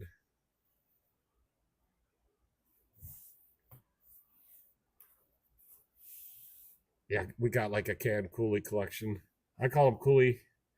I hate the younger generation that. I don't hate it, but I just think koozie is wrong. I don't know if I could do a pull for that. Let me see if I can figure this out.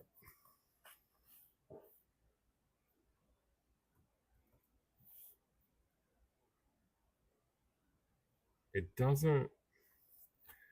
I thought where it said yes and no, I could type in what I want. Oh, I can.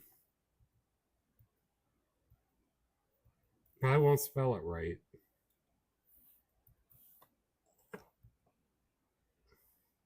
Michelle, how do you spell a koozie?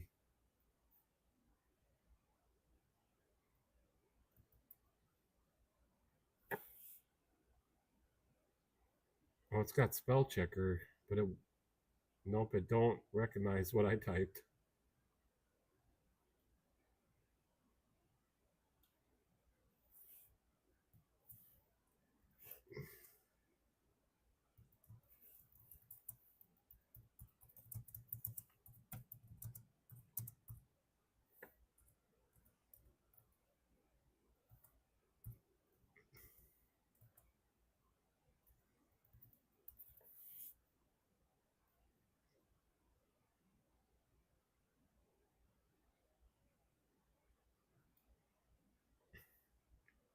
Okay. I did not spell that right at all. No wonder the spell checker couldn't figure it out. Oh boy.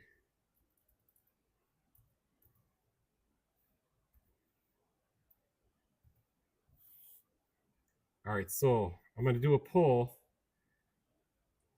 And what do you call one of these? And I just called it a pop can cooler, but they're for bottles and cans. But you get the idea. So I call them coolies, and Michelle calls them koozies. So let's see who gets the most votes.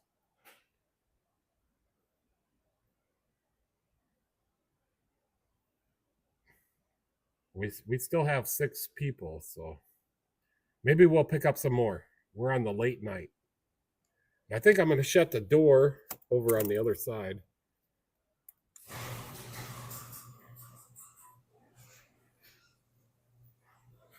So Michelle just found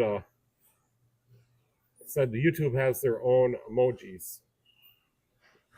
So when I text message people, I do not like to use emojis. And then instead of saying, or when I say okay, it's okay, not OKAY. And my phone's supposed to be a smartphone, and it hasn't picked up on how I spell that one. So maybe they're not.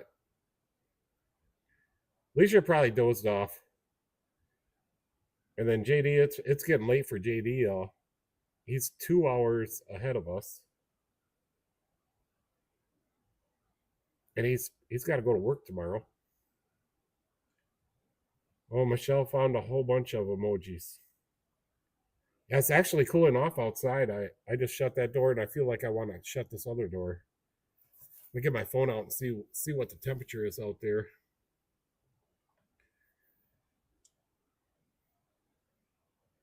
It says it's just wait. Let me go to this other one. It's more accurate. 66 degrees out right now. Okay, Michelle found a whole bunch of emojis. Like I can't read emojis.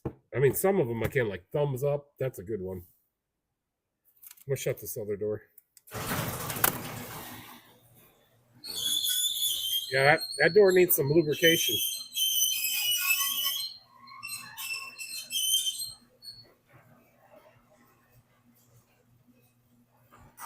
He said he's even more eastern than the United States. I'm pretty sure he said he's 2 hours. So Leisure, you're 1 hour. And then I think he said he's 2 hours. I would have to get out a time zone map. But maybe you're right, Leisure. I'm sure he'll pop back on in a minute. He's just dozing off. I thought you were dozing off. Oh no. I'm losing this pull the way it looks. When I was younger, we called them coolies, and I still do. Yeah, the door. Yeah. This morning I was working over in the other bay and I didn't have that door open yet. And Michelle walks in and opens the door, and I'm like, "What in the hell is that noise?" So then I come walking out, and it was just Michelle opened up the door because it was warm enough to open up the doors this morning. Daisy heard the door from inside the motorhome. Yeah, well, when I bought the shop, they said the doors were um just tuned up, but I don't think they were because the reason it squeaks so bad. I had to move it closer to the wall to get it to seal this winter. We had a lot of wind this winter, and it was blowing right through the seals. But I know I got to get better seals on the outside. But I don't think it matters if you oil it. I got her so jacked up against the outside.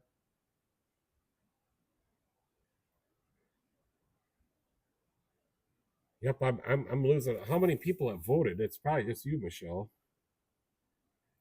I don't know what happens. No, I can't end it. Yeah, so he's 2 hours on me then. I thought that's what he said. Because one night it was getting kind of late, and he's like, I got to get going. Got to work tomorrow, which I do too. I usually get up around between 7 and 7:30. Well, Michelle, did you vote?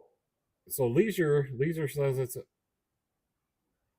I don't know. It's only showing me one thing. I guess I can't say. I can only assume that he voted for Kuzi. And now it's got a prompt up on my screen. Yeah, it says 100% Kuzi because so I could tell because if it's 100% Kuzi, then that's what you guys are calling them. 2 hours ahead of us, then it's 11 p.m. right now here, so it's 1 o'clock there. Yeah, so everybody's voted for Kuzi so far because it says 100%. I got bad posture. Yeah, our time is central. And Phil, he's 2 hours. So it's only so it's 11, 9 p.m. in California, I think. So he's probably just getting done working on whatever he's working on. He did say what he did, but I don't understand what that means.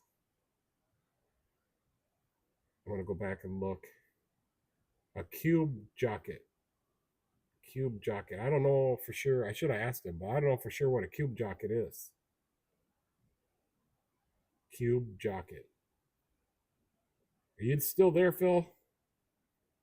Can somebody tell me what a cube jocket is?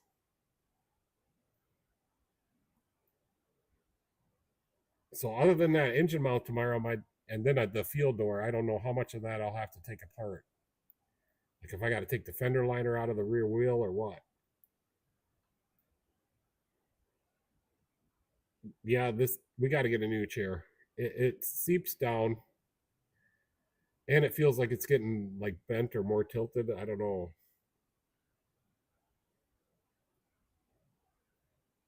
But the chair is pretty old, so we probably got to get a new chair. Yeah, I haven't walked around the shop, but I did that long video where I walked around and showed everything. And that's not everything. I felt like after I did the video, I missed so much, but it'll give me something to do a video on some other time. I got to do more long videos, and I really would like to do them on repairs. It just takes so long. It took me all day Sunday. What day did I start editing? I had 2 days in editing, and I had to save the file because I had to come back to it for another day. Yeah, it took me all day Sunday to finish editing, but I had started editing on that. No, not the walk around the shop tour, but the other video before that where I did the reprogram the transmission control module. When I reprogrammed that took me 2 days of editing to do that.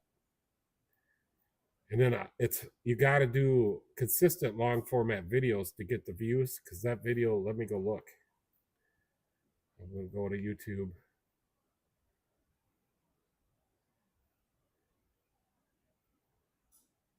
Oh, we got 3 subscribers so far from doing this live feed. That's great.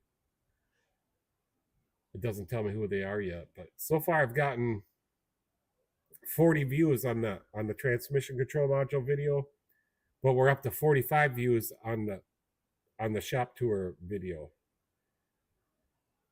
And I was watching Jeff's Garage Adventures the other day, and he did a shop tour, so I got inspired to do one. And Mark won the snap-on wrenches that he's been trying to. He called them this. It's all. I thought when he said that one video where it's all over, guys. But he was talking. He finally gave away those wrenches. Somebody picked them. So yeah, I got in on the tool giveaway, but I didn't win. But I was watching Jeff's tour, which I thought that was pretty interesting to know. I've seen his other tour videos. Timmy does everything. Hey Timmy, where are you from? Nice to have you here. We're just talking about, well, we like to talk about cars. We got a bunch of cars guys here. Oh, Mr. Green is still here. A cube jockey working in the office. Oh, so like a cubicle. I have a hard time sitting down all day. Like just a little bit, I sit here on my chair, which is too much. Like right now, I'm getting antsy. Like I want to walk around. Jeff has a nice shop. Yeah, that I would love to live in my shop. Maybe someday here we'll build a high rise and have apartments up on top, and a restaurant, and a bar, and an observatory. Yeah, we're all doing really good. We started off, talking about the day at the shop, and everybody just starts. JD's from Nova Scotia, and he was telling us about his cars he's fixing.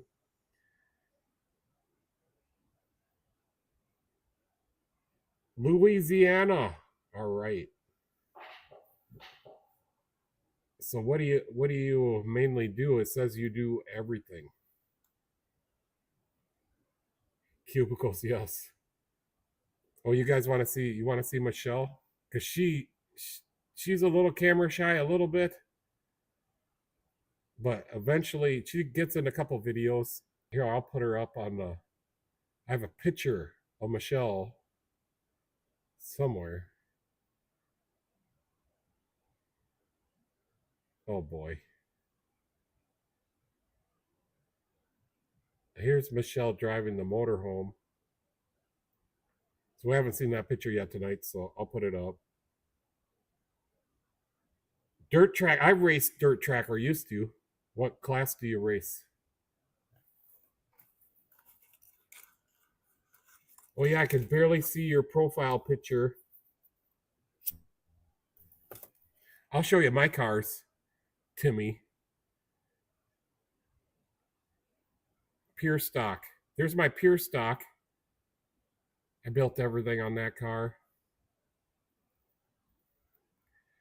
My street stock. So there's the street stock, and there's me redoing it. That's my second year. I went right from pure stock to street stock. Yeah, and Leisure is a former asphalt racer. There's street stock number 3 or number 2, but that's my third year.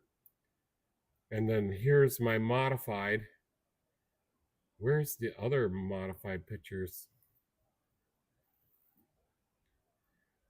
Yeah, here they are.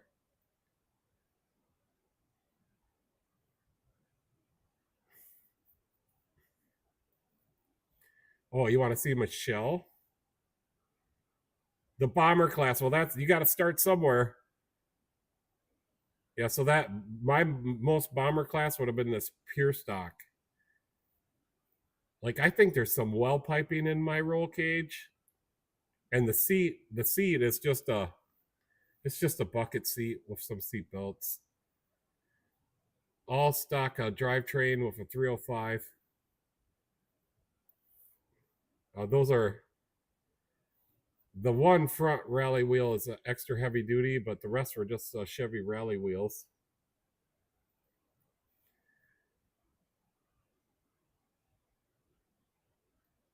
Yeah, I wanna get a quad for. I want to get a Grand Am and race it in a. I don't know if you can race them in a bomber class or not. That's why I want the Grand Am back. Where is it?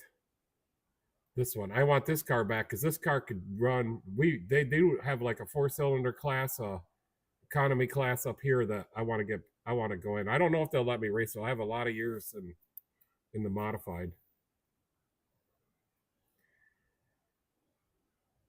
But I want one of these cars back with the quad 4 with the automatic transmission. And this one happens to be an 89, but I think they're good up until 91. Those are the years 89 to 91. And I'll take an Olds Calais too. I prefer to have a 2-door. I pretty much prefer to have a 2-door. Yeah. Oh, see Michelle. I gotta find her. Yeah, in the modified. Here it is. There's Michelle in the modified. That was just taken last year, and we switched it over to E85. I had to rebuild the carburetor, the fuel pump, the fuel filter. We never flushed out the fuel cell though, but we did put new E85 in it. The oil is still from 18 years ago with 55 nights on it. Yeah, I'll show you the engine I built. Well, it's okay. The engine for this car, I do have a picture for it, but it's tipped upside down with the oil pan off. So the engine that's actually in this car right now, 406 roller.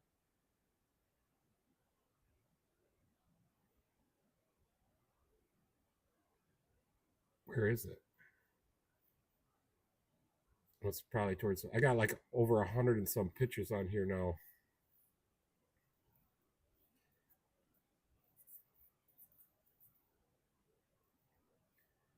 Hobby stock, yeah, IMCA hobby stock. Well, that's what we used to call them. I think you can race those hobby stocks. That's like a street stock. I raced against hobby stockers and stock cars with my street stock and my pure stock.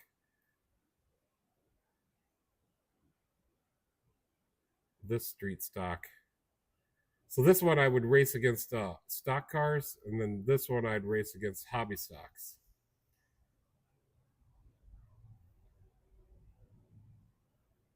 The motor I'm putting in the hobby stock, I'm putting a 383 stroker. Yep, 383s are good. Leisure says we ran a 35. A 35 what?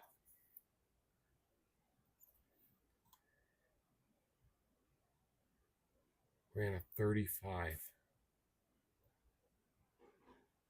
35 what?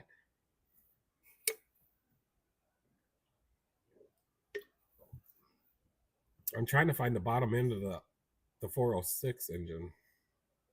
And I'm not having any luck at finding it.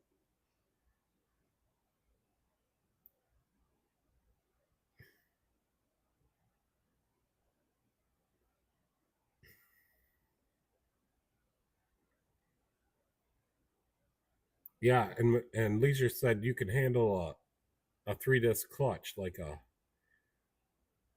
pro or something like that. What was that comment, Leisure, where you said the triple disc? She can handle triple disc like a pro. She always remembers that comment, and whenever we go out, she tells everybody that. My gosh, I cannot find. I mean, there's this picture, but that's a picture of it on the first year with the checkered flag. That's just a 358, but it is a roller cam. I think I had a hypertechnic pistons in it, and I learned a lesson with those. So Timmy has some experience, been racing over 25 years. That's crazy. That's crazy awesome. So you must make a little bit of money if you're racing that long. Either that or you really, really love it. Which I really, really love racing. It's just, it costs so much money to race up here in the class I want to race in. So that's why I want to do the little Grand Am in the economy class.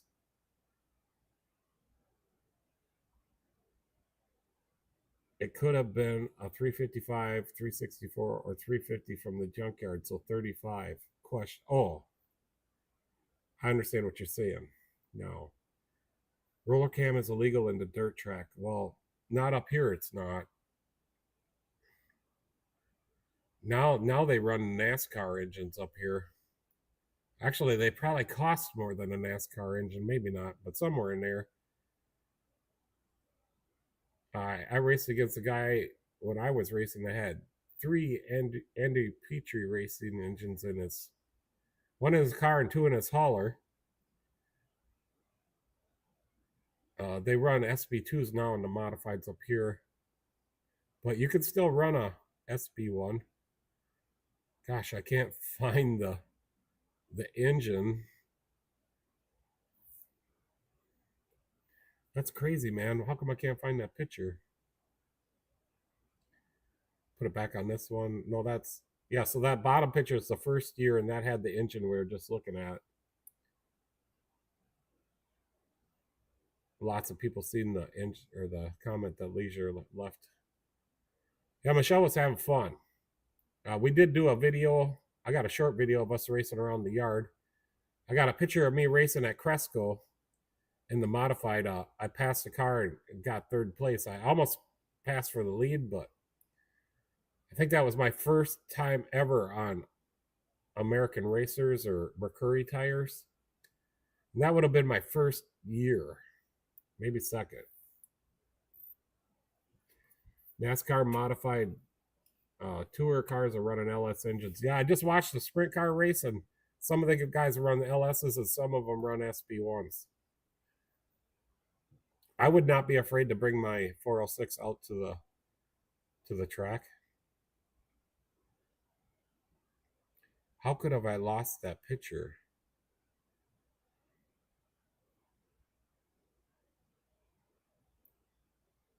Oh, here it is, mod bottom end. So here's a picture of the bottom end of my engine, and I'll change this picture so you can see it more. But those are scat. They don't even make, you can't even buy those connecting rods anymore. They're scat I-beams with the 7/16 bolts. That's a scat forged steel gun drilled crankshaft. Calais caps. I run these headers are Hooker Super Competition headers. The World Product heads, the lightweight Speedway modifier or Speedway motors, engine mounts, my S10 fan, fully balanced, full roller. It's a pretty big cam. I'm supposed to run triple springs on it, but I mismatched like 2 sets of springs to come up with the open pressure that I wanted. This engine at this time is running on methanol with the fuel pump. And then there's a couple other pictures. Yeah, I'd pull the pan on it every night because the oil screen might break off or had broken off. And then I welded it right to the oil pump. I welded all the bolts so they couldn't come loose because the bolts would come loose once in a while. I had to extend it over to the other side of the pan because this oil, I didn't have a lot of money back then, and I spent a lot of money on this engine, so I bought a cheap oil screen. And I eventually made a skid plate for it. I built this engine all myself. The only parts in it that came from GM are the cylinder block. That little oil filter adapter is a stock part. Probably the bolts for it.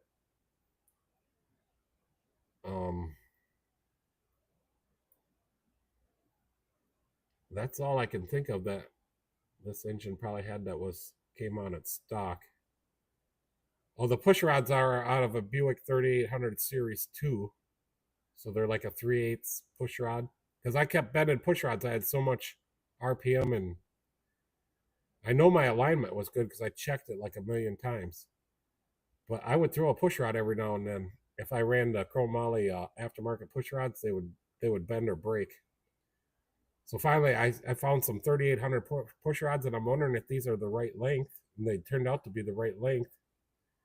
And then I took a die grinder to the valve or the push rod guides, and I carved them out to fit the bigger push rods.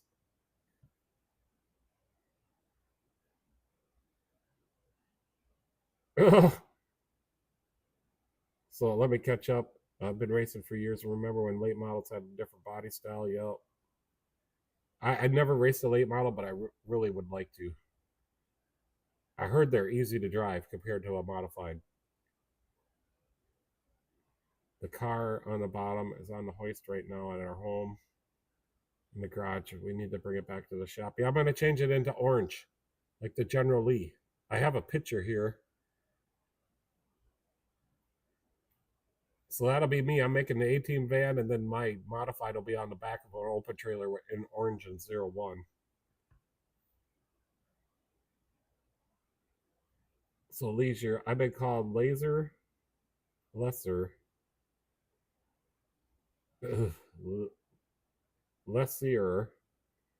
I don't care as long as I'm not called late for dinner. Yeah. So I got a good story. Let me put it back on me. So I'm working for this other shop in Spring Valley in between my shops. And the service writer comes out, and I'm new at this time. I'm only been there for like a week or less. And he comes out and he goes, "Hey, Steve." And I'm like, "Yeah, he's not talking to me. I don't know any Steve. There's no Steve that works here." He yells it out, "Steve!" Well, anyways, I found out he was talking to me. So I answered him, and I'm like, I never corrected him or nothing, but after that day, just for fun, people would call me Steve, and we'd laugh about it. It was the funniest thing.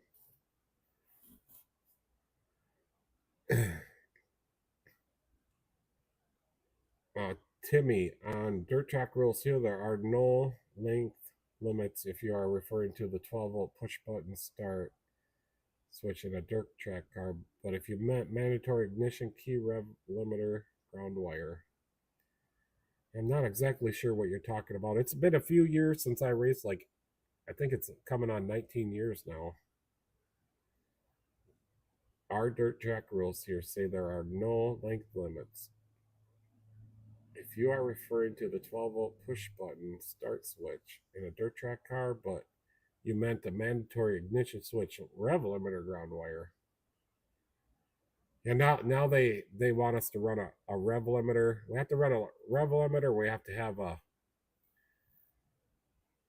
the device you put in the ear to hear the track officials, and a transponder. So my last few races, I did race with the transponder, and I think at Lansing my average speed was like 87 or 88 miles an hour on a quarter-mile track. So that's average speed around the whole track. So that means we're top speed like down the straightaways is over 100. We want to make the Dukes of Hazzard race car, yeah. And the 79 van into an 18 van, yep.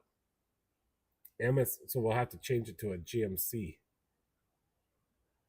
MSD box. I never ran the MSD box because they were trouble prone and they wore down the battery because we didn't have an alternator. I just ran a stock HEI, and she could rev high.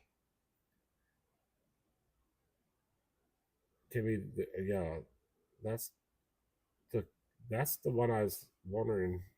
Oh, he's talking about a comment from Leisure I didn't see. Probably. It's mandatory that we have a spotter. Yeah, we never had spotters, and our pit crew guys were not allowed to communicate with us other than signs or hand signals. But I'm telling you, whenever I raced dirt track, I had a hard enough time just seeing the flag man. Like it's busy in there. I remember one time I didn't see the white flag or I always seen the cautions, I guess, because on a caution they would put on all the emergency vehicle lights in the infield. So if you're not by the flag stand, you get to see all them lights. So I never had any trouble on the cautions. I never had any trouble on the green flags. I didn't care about move over flags. I never. I just held my line, and I think that was the rule anyways on the move over flag. And I got it sometimes, but not very often. But I always miss white flags, and I always miss the checker flag. Like one time, I kept racing, and everybody slowed down. And then I realized that the race was over. I'm concentrating on passing cars.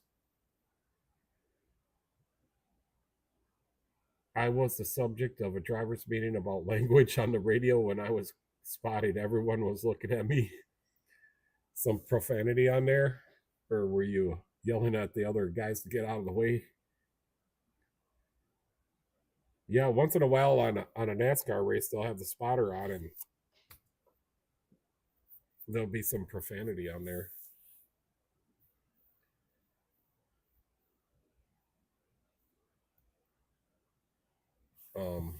Yeah, so I don't want to race again unless it's like in that Grand Am and in an economy class. But when we were racing, like we could not, if we had so many years in a class above a class, it was very they did not want us to drop down. Yeah. So I'm not the only one that had the problem. Especially if it's a dusty night or if you ran out of tear offs and you can't see. Major profanity. that would be something I'm always like when I'm cheering for a guy, yeah. Sometimes I let my emotions get in the way. Like that Indy 500 finish this year, that was spectacular.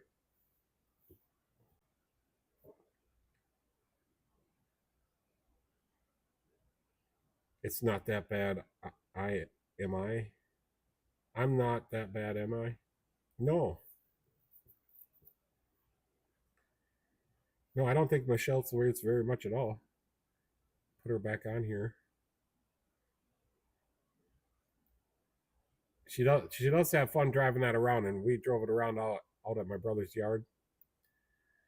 And she's never driven before. Oh, I have another picture of the gauge panel. That's what I wanted to put on. And so I was looking for that picture of the cockpit, but I found it somewhere when I was going through. Here it is. So here I crashed, and that would have been the first year because I had chassis headers. The car was too quiet with chassis headers. And then I don't know if I crashed or somebody crashed into me, but I got a little blood going on there. My mom was pretty upset. Not a big deal to me. But there's the cockpit. Let me move this other picture. Yeah, that's it on that picture.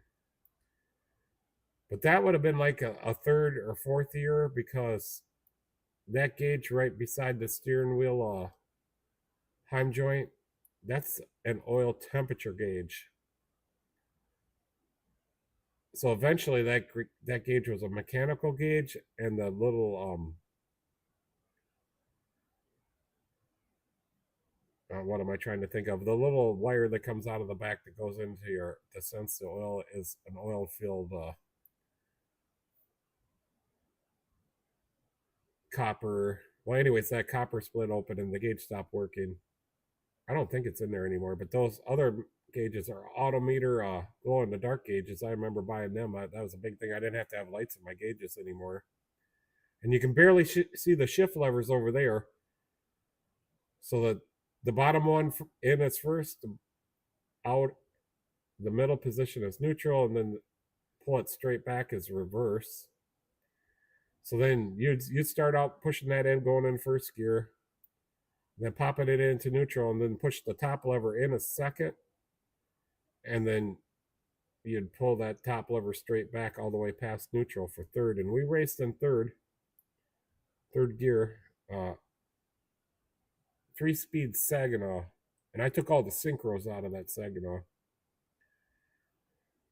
And then the gear I really liked to run was a 514, but I think I ran a 543 and a 411 once. I ran a 411 at West Union. Man, that was fast. 121 miles an hour. It was a big 3/8 or a small, yeah, big, let's just call it like a 7/16 mile track at high bank. It was wide open with 411s. Never let off the gas for 25 laps. The car was smoking when I brought it in. Everything was smoking. I peeled the tires and everything. Michelle said, I'm afraid of driving reaction when I get my implant program in 2 weeks. I could hear him and understand. I'm afraid of my doctor's reaction when I get my implant program in 2 weeks, and I could hear him understand everything. Yeah. So Michelle can only hear out of one ear. Timmy says, I can tell you this. If I win a race and go park my car, here comes the driver and wants to fight in the pit area. Yeah, I hated that.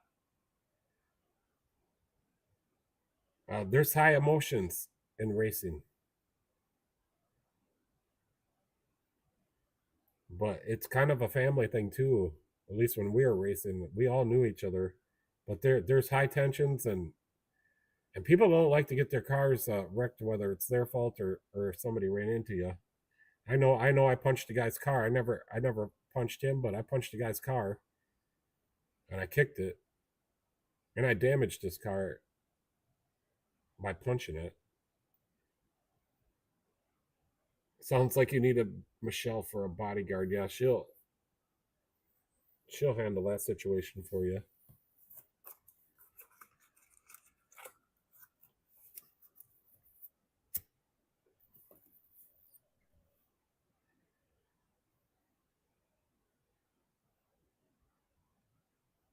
What's this one? Oh, I won in the street stock and in the modified. I won in this pure stock too, but I don't have a picture of. This is before, like, what year is this? This is a 1990.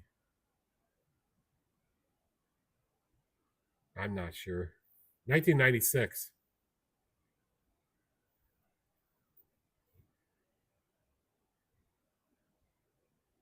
I mixed this paint, the maroonish colored one, not the pink. I mixed that paint too, white and red. But I had like three. We had a body shop, and the painter, whatever paint he left over, and I could never. So good thing. Well, I did crash this car a lot, but good thing I didn't have to have it repainted because I mixed, like, there must have been 10 colors of paint I mixed together. Base coat, clear coat, and then the body shop guy painted it for me. It was a nice car. I'm gonna try to make it bigger.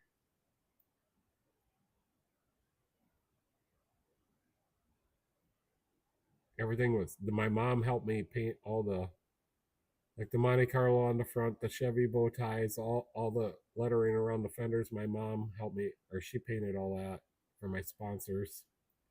Put my name right on the front, just like a NASCAR. And then that's a heavy duty, like, stock GM wheel there in the front. And my little brother even painted pink stripes on it. And then the rest were just Chevy rally wheels and stock tires. I just ran a street tread tire.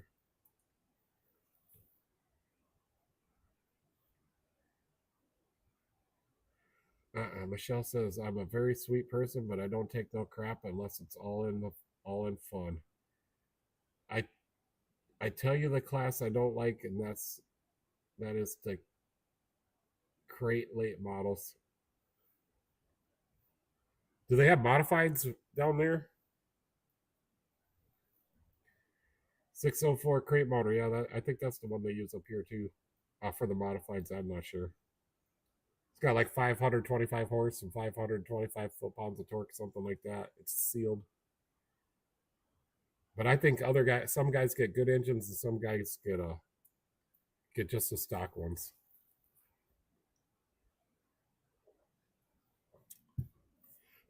How much money you have to pay them to get a good one. So we still are allowed to run an open motor in our modified. So my motor's still legal. I checked the rules. I do have to put a rev limiter on it. I don't think they allow HEI rev limiters.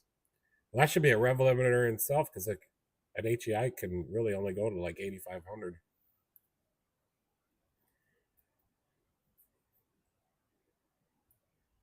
And Michelle, if you want to see some of my short videos of racing, you're welcome. Yeah. Well, we need to find your channel. Can you find this channel, Michelle, and then write it down?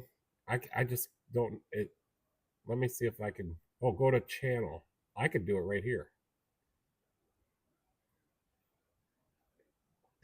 Timmy does everything. 137 subscribers. Well, you're getting one more.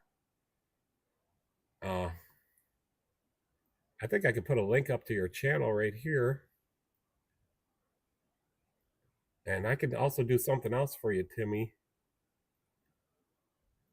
So let me put it onto the...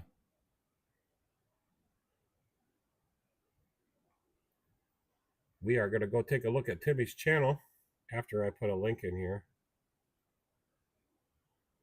I don't know if that link's going to work, but you could try it. So here's Timmy's channel. He's got 80 videos. I thought you said, oh, short videos. I gotta click on the short. Let's see what happens if I try to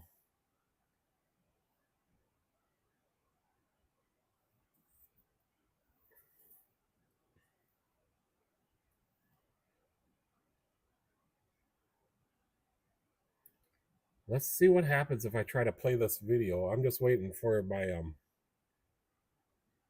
make Michelle a moderator. Yeah, I know. I had her as a moderator once, but then she didn't, something didn't work out right. But we can get her back as a moderator because she's got another channel now.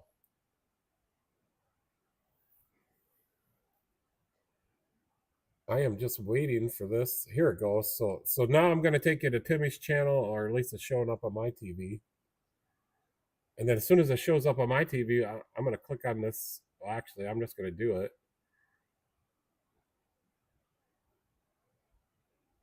That might not be a short video. Let me go back. This is racing.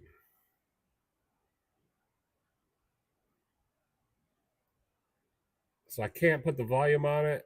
Yeah, that looks really fun.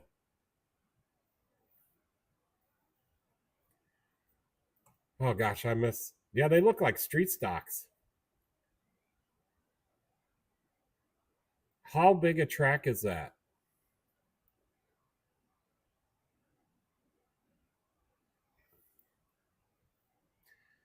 It's kind of a fuzzy video, but it looks like, let's see how long this straightaway is.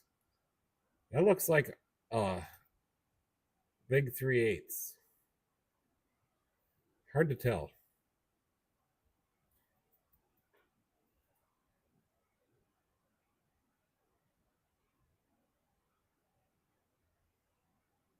Look at the long time driver short videos.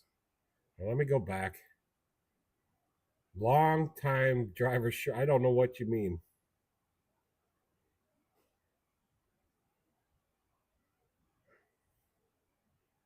Long time racer.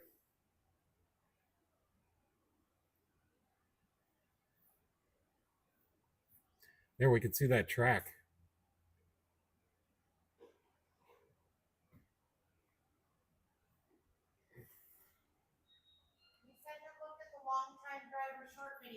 I don't know which video that is. Well, you'll just have to go on his list and type in. Or I got one up here that says a long time racer. Long time driver short video is what he said in the comments. That's super cool. And let me go back and find another video. It's a 1/4 mile circle. Okay. Just looked a little bigger in that one. I'm trying to find long time. A long time racer.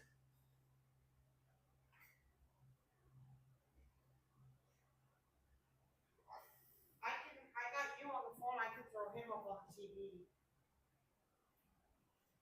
In the motorhome.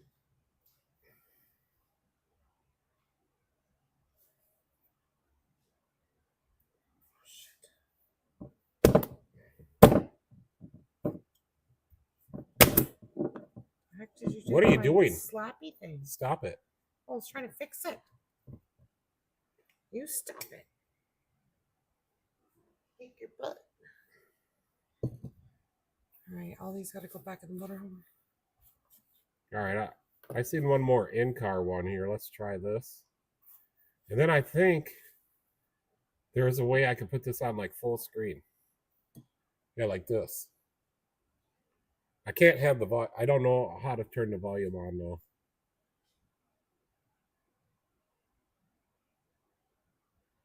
This looks like it's a more higher class car. It looks like the inside of ours. Like this could be maybe a late model or a modified. It looks like she's lifting up pretty good. He's going around them corners pretty sideways. If you listen to the long-term driver and tell you how long I've been racing. I'll go put it on in the motorhome Yeah. and then we can. I just don't know how to turn the volume on this I'll replay it. for Yeah, my live feed, but yeah, I'll go check it out. In the motorhome when he's done with his live, and we'll watch your videos. Yeah. That's super cool. That's super awesome.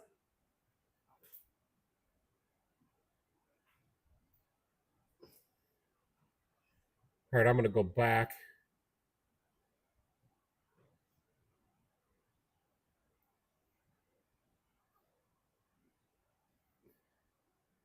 Yeah, maybe I could turn the volume on. Let me try it.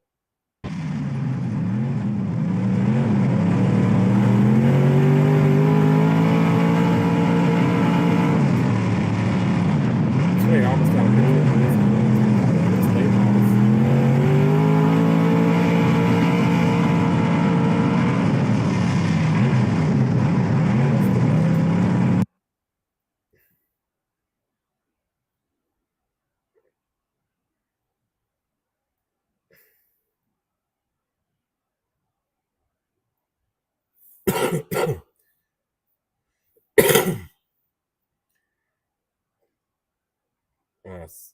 Is that a 79 Trans Am or a 78? I rebuilt the engine in a Smokey and the Bandit car. It was a 403 Olds. Long time racer.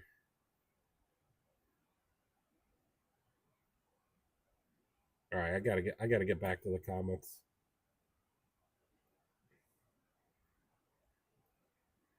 Yeah, so that's pretty cool, Timmy.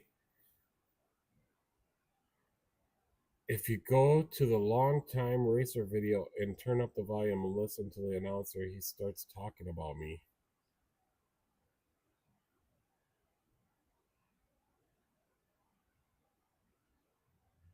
Yeah, I'll check it out. I'll probably leave you some comments or something. But I think I'm shut down for tonight. It's getting late here. I might make myself a sandwich too.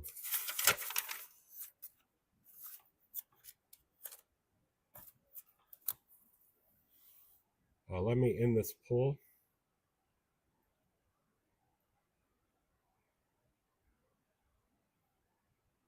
Nobody said Cooley.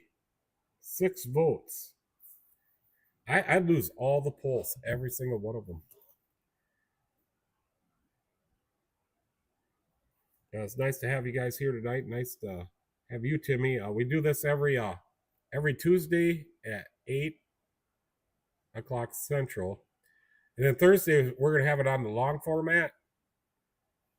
So if you come on Thursday, it'll be full screen, and I'll be able to put your channel up, and maybe I'll work on how to get the volume up. So if you want to come on Thursday, I'll put you up on the full screen.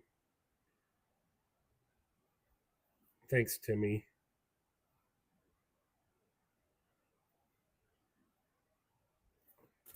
Yeah, that's interesting. Very, very. I kind of want to get the race car out right now. Brought back some memories, I'll tell you that. So next this Thursday, in 2 days, right?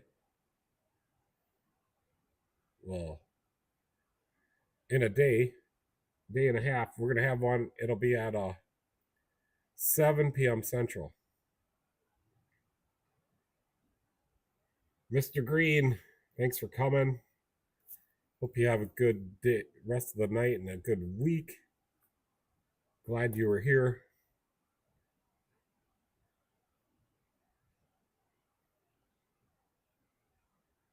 Yeah, it's almost midnight. I get up at like 7. I'm used to it though. I don't get much sleep.